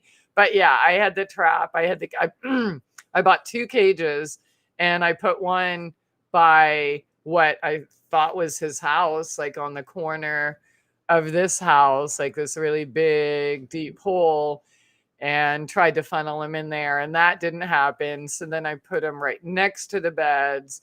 And yeah, it's still sitting there with the same beet, squash, and tomato that he tore up. So yeah, I wish. Like other critters you can trap because they go for the food, and then relocate them or do whatever. But yeah, trapping an armadillo is not an easy task because I don't have the food they want. The food they want is underground.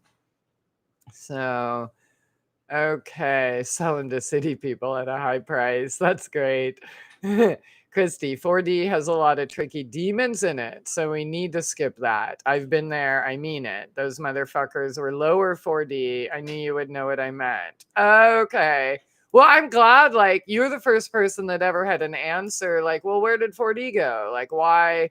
What's, how are, I'm confused. So, interesting. I mean, really, though, there's tricky demons everywhere because no matter where we are, at least in this dimension realm, we're in school, right? And we're all in different classes. So, how do you prove you know what you know? And that's by being tested and tricked and lured and things like that, right? So that's the separation of the talkers and the doers. At least, yeah. So I think the demons are everywhere, really. I don't think, I believe there are places that don't have them. I don't know if they're a dimension or a planet or a realm or what the name or the label is, but I know that where I'm from, which isn't here, but it's the world I'm trying to create, right? So, which really, I want to talk about that. Like, instead of talking about New World Order and what they're doing and, their new world, well, what are you doing? I'm creating a new world. What about you? So, if you're creating a new world, right? Like, what does it look like? So, I don't know. I think we kind of should create more of what we want by doing it and being it, rather than just, complain about our teachers, the oppressors, right? And I'm not saying give them a free pass or anything like that either. I'm just saying I spent a lot of time being mad at government agents or agencies or, things that really was kind of dumb. That's what they're there for because that's the trap, that's the distraction. And all the time I spent fighting them, I was not utilizing in the most beneficial way in my world, trying to create my world. So even here in this peaceful little heaven I've created here, there's been some demons. In fact, like the armadillos and destruction of my garden, things like that, like those are all what's the word?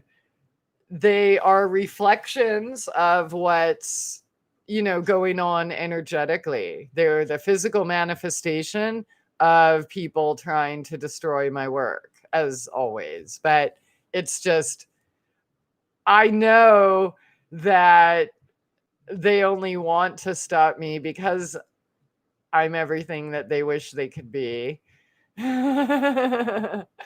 And we all have our role, right? So some people are creators and some people are destroyers.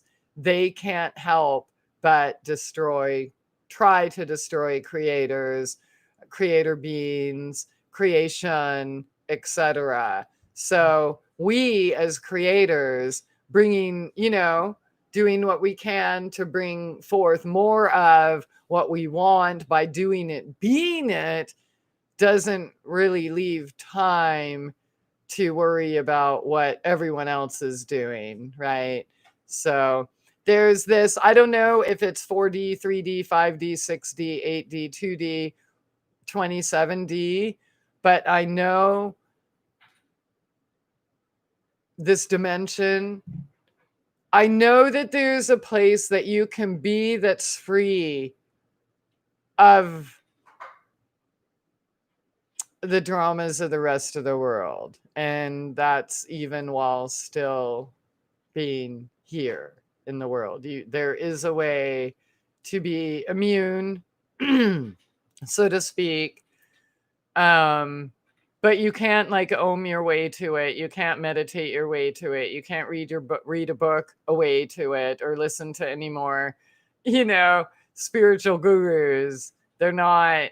That's not how you get there. You get there by going to hell willingly, purposefully, by exploring the shadow, like you said, and not just exploring it, but working with it and fucking accepting it. And then you can integrate.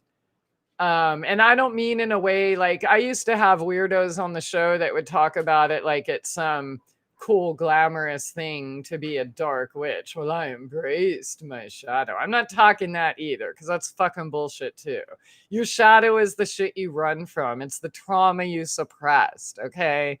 It's not like some of these dark witches and things used to talk about on my show. So,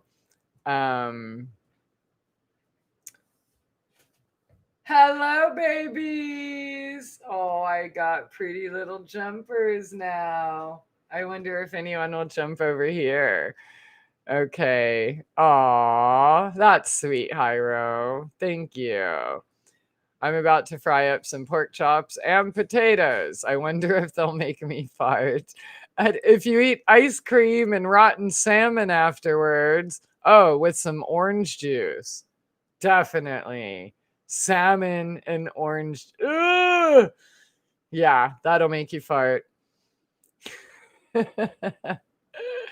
Gagging on the thought of one. I know. That's disgusting. I would never touch. Yeah, no, I would starve before I ate that. And that's a fact. I will not. I mean, it's not even real. I didn't even like that shit as a kid. I knew as a kid that no. Ugh. Yeah, the terminology is limiting, and love come without limits. Fear is limitation. Right. Even then I'm limited by label words. Yeah. But at least you're aware of it. And that's what it took for me to kind of break free from, not that I'm like, I am so free and nah, dude. I get to self-talk myself all the time. Like I shared with you the example of the fear that crept up yesterday in me, and the storm and the food. But yeah, the labels, like everything used to have a label. And plus I'm a Virgo. So we like labels and lists and things definable and constant, right? But yeah, dependable, just, you know what I mean? You want it, yeah, defined. But it gets confusing because then you go listen to or talk to someone else, and like you're talking about the same thing, but you have a different word for it. And then, of course, you have to start a war. But You know what I mean? It just felt like, wait, there's so much more to this than what we're being told from the military slash CIA run so-called spiritual gurus that we are allowed to hear. Pork chops and potatoes. Let me know if it makes you fart, but don't burn your ass again. Okay. Yes. 4D is my ish.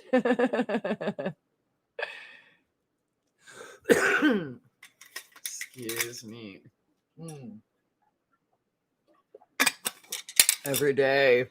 Yeah, thankful for every day, every moment, every hour. Yeah, every minute. It's crazy. It's crazy life. It's a crazy school. I'm super happy to be part of it. It definitely wasn't what I was expecting. I don't think anything is. But that's, part of the magic and part of getting rid of the labels and the definitions and what we think our understanding or knowing is. So you have to go from what everyone else told you is true to what you know inside, whether you can define it or not. And as you get further on the path, I just want to bring this up because my friend's going through this part of his journey now. And the more you know and the closer you get, the less you're allowed to, the less clues you're given. Like, how can I say this? So, like myself, I used to rely on my dreams. My dreams would tell me everything, and I'd write them down, and I'm like, I knew everything about everyone and everything, and just like, yeah. But then when I went on my journey and had to surrender, I wasn't allowed to have dreams anymore. And I'm like, what the fuck am I doing wrong? And I wasn't doing anything wrong. It was that I graduated and now I had to prove what I know without the reliance of being able to depend on whatever else to lead me, right? I had to be guided by my own intuition. And I'm speaking for all of us because you all have, it's the same thing for you too. But yeah, so my friend's going through that right now. So just know sometimes, the further you get, you're going to be required to not be able to rely on the things you used to rely on. So in my case, it was basically everything, right? Home, family, pets, health, dream, and the dreams and the spiritual aspect, right? So hopefully it doesn't have to be that extreme for everyone, but it kind of does because people don't want to make change until they have to. It's very rare when somebody like me says, well, I really don't want to lose at my hometown, but sometimes you have to lose a battle to win the war. That's kind of, 13 years. Yep. All right. The gathering, cuddle an armadillo after the application of I can't touch them. I am repulsed by, they're cute, and I wish that they could all exist. But I'm not going to cuddle with them for the same reason I'm not going to cuddle with a lizard or a snake or a mosquito. I am really repulsed by non-furry feathery creatures. I don't know how to, he's got armor, dude, like this. Like, do you want to cuddle with that? It's like, I want to cuddle with a kitty or a puppy or a cockatoo. You know what I mean? Even a possum, a raccoon, a bear, a wolf, not a fish, not a lizard, not even a hummingbird. They're scary. They're cool, but I don't want to cuddle with them. I can't cuddle with an armadillo. I just don't think I'll ever be able to. Sorry. But it sounds cute. Christie, I've watched you for years. I know you love. Oh, you're so sweet. Thank you. Shoot the armadillo poos. They're eating your food. The tricky demons we see physically in 3D are lower 4D controlled demons, and the true tricky demons of 4D are 1,000 times more than the ones we see here. The tricky demons we see physically in 3D are lower 4D controlled. Okay, so my understanding of that, and again, I'm not like saying this is true or anything, but the heavier, the darker, the less pure the energy, the lower it is. So as far as the numbers of the 3D, the 4D, etc. And because it's kind of like the more baggage you carry, the heavier you are, right? And that's even true actually physically.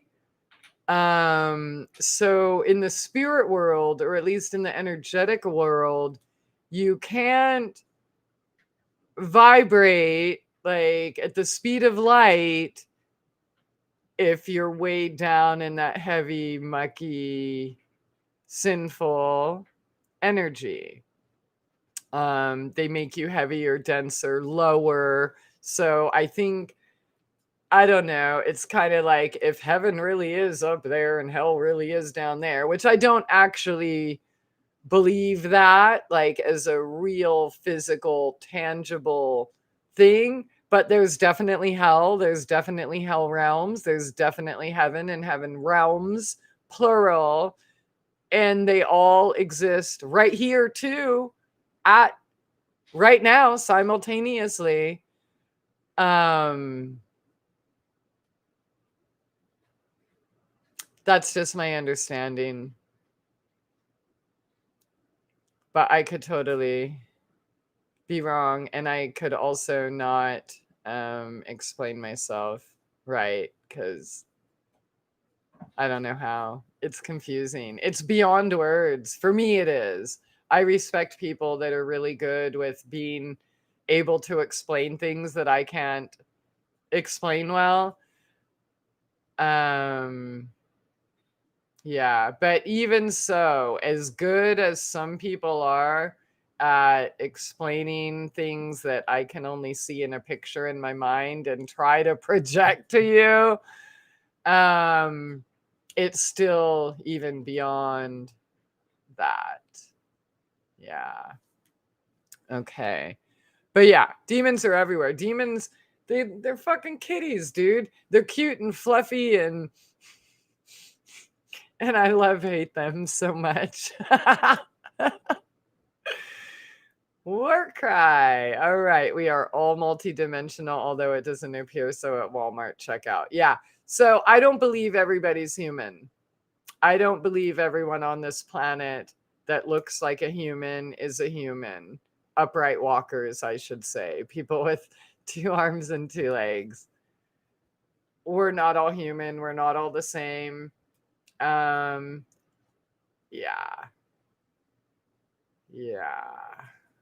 But even though they're not human, they're still here for you.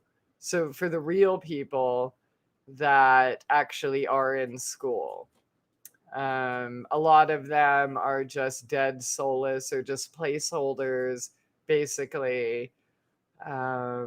And what do placeholders do? Try to distract you and lure you back into the, what's that called? The House of Mirrors, or that funny Not a funny farm. What do you call those things at the carnivals that you go to and they have the funny mirrors and the people that jump out and scare you and whatever. Okay. War is the game that we have been taught and blinded with. Now is a new time. They will all fall and no longer feed on the beauty of your children. They know it. I think that's a really beautiful thought. But I don't, that's true, but not right here, right now. So this earth is a school. It will always be the dark and the light.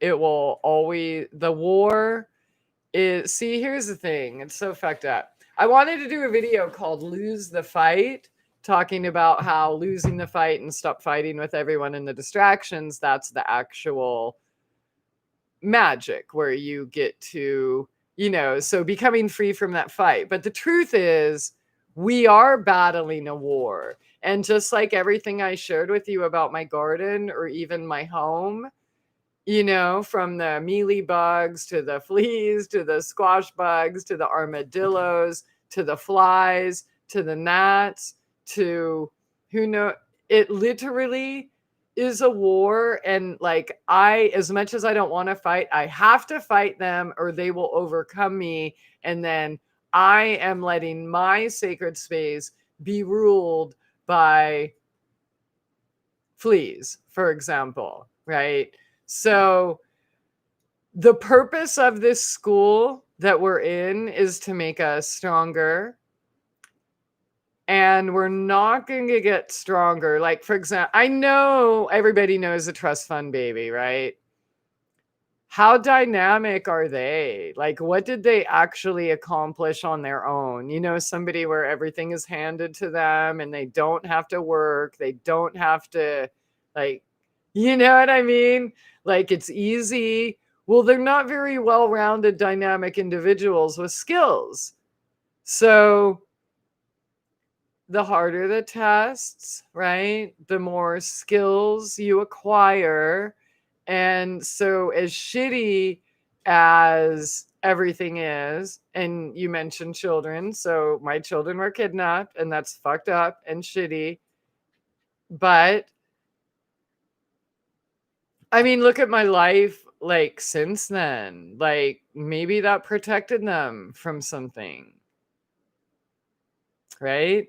Like what would have happened with the homelessness thing and the brain blowing up and so I don't like it.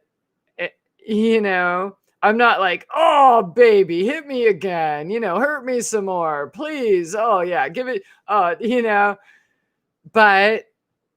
I do appreciate and respect the ways, and I'm always grateful and thankful after. So no matter how dark any tragedy has been, I can see the reason for it in the long run. So I don't believe, I wish it was this way, but I don't believe that there's ever going to be a time in this plane here on earth where everyone's just going to wake up and there's going to be peace and all of that. In fact, I would bet all of my lives on it. This is, it's just not that way here. Now you can graduate here and go to a place like that for sure, and they exist. I know of them, but not here on this earth in this consciousness that we're speaking at and about right here, right now. That's not ever going to happen. Nobody's, so for people, if any of those people exist that are still waiting for everyone else to wake up, just stop waiting because it's not going to happen. It's absolutely not. Like maybe 4% of us are actually real. So you have to quit worrying about the other 96%. Yeah, that's just my 2 cents or 3. So war, yeah. So I agree again with what you're saying. I'm not disagreeing. I'm just saying that I would bet my lives, all of them, that it'll never be that way on this plane right here. So, okay, exploring the shadows, speaking gobbledygook. That's true too. Like, and even the people on my show using all these big words and acting like this expert, like they didn't have any personal experience, but they just had this spontaneous awakening one day, and now they're just this big genius here to save us. Like, that's not relatable. Like, how do you, and people, dude, do you know how many times people have like looked at me and like, what are you doing hanging out with those people less than you? And just like, ooh, those hillbillies, or ooh, those people in the trailer park, or ooh, that. And I'm just like, what? So what? And that's what I don't appreciate about this modern day spirituality. You have to have money, and they make you think that, if you go to a retreat, that's the only way. And it's like, wait, why aren't you ministering to the hillbillies or prostitutes, right? And I'm not trying to be all Jesus or anything. I'm just, using it, trying to throw examples out there. But yeah, I disagree with that mentality. I think that for me anyways, I love my role as being the bridge between certain neglected communities with this information that I carry. So gobbledygook. All right, I can't figure out all the crap going on, so put my faith, yeah. Well, but believe in you too. Don't you know what I mean? Like, that's part of the path. Don't you know the temple of God is within? Right? Yeah. So don't just put it out there, right? Don't just hope for Jesus, or, for example, or someone out. No, just know that the Christ is in you. Live it, be it. He said it, not me. I'm just repeating words. The 3D world is spiritual warfare, without a doubt. It is. It's, Alex Jones is right about one thing. It is a prison planet, without a doubt.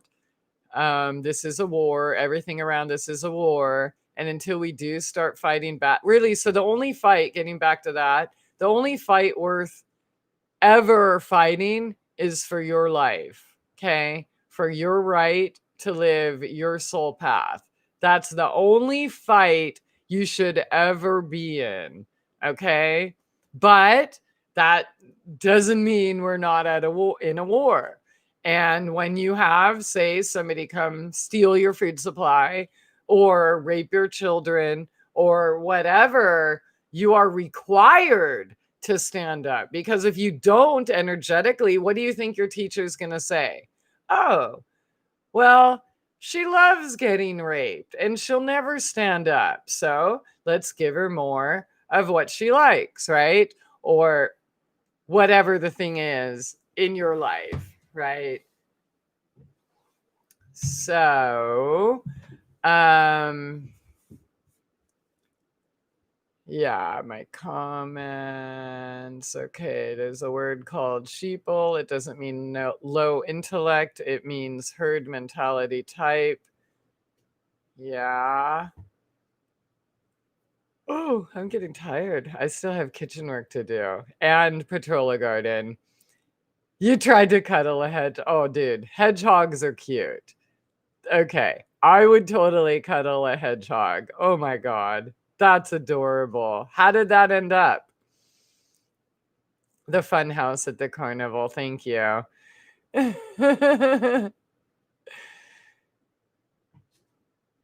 I've had a lot of physical interactions with upright humans, and I can assure you that I agree that they are not really human.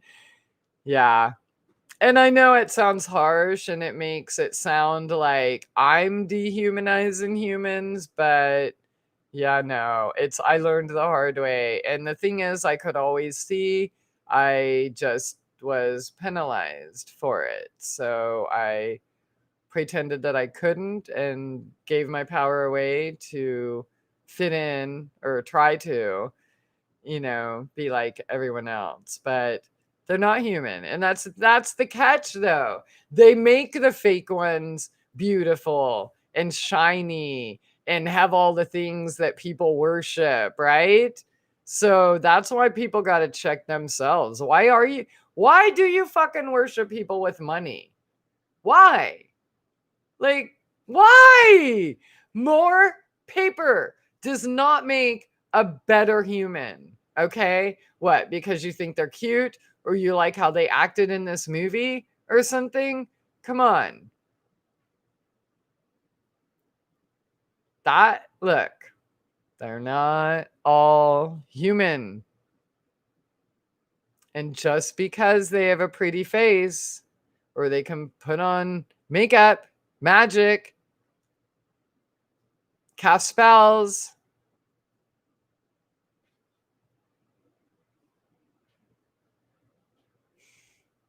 it's a war. And you're only going to win when you have trust in yourself and you prove it by executing.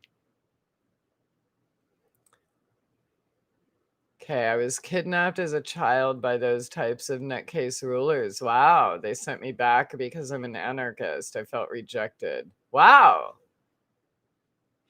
Wow. How's that for a mind fuck?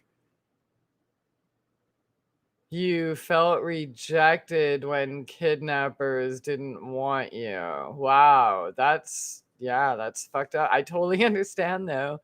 Believe it or not. It's all our path though. That's why we go through this. And I think it's awesome that we're able to talk about it. So I don't understand, but I respect. Oh, look at that. I'm at the end of the comments. Cool. I caught up. So maybe that means since we're done talking murder and all that good stuff, that I should get back to my work.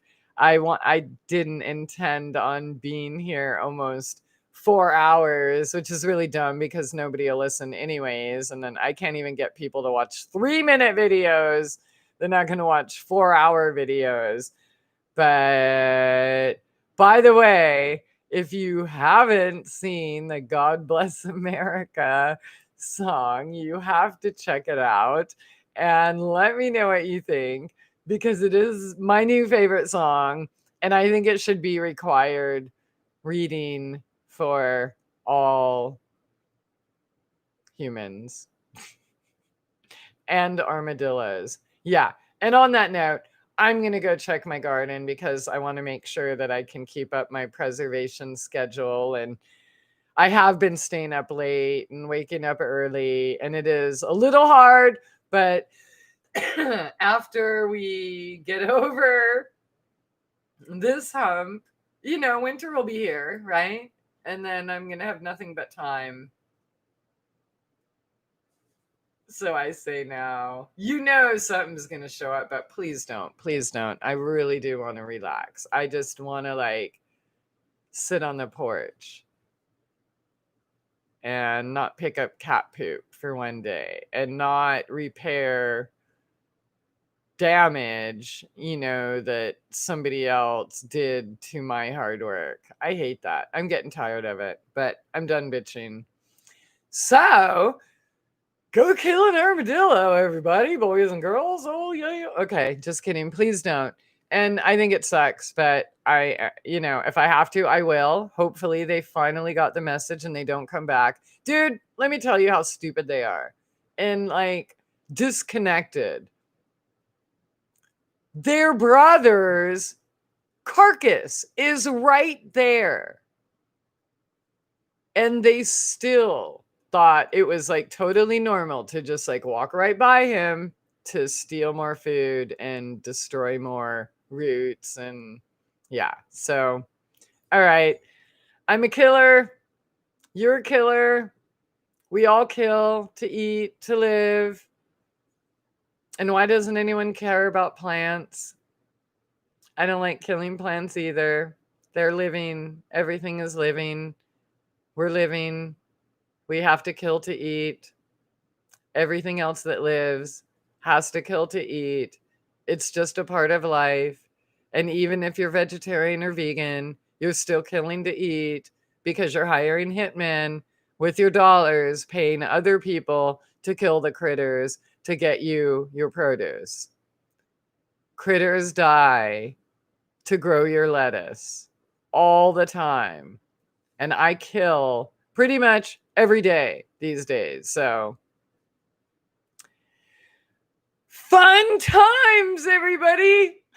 Have a good night. And thank you all so much for being here. I will see you soon. Bye.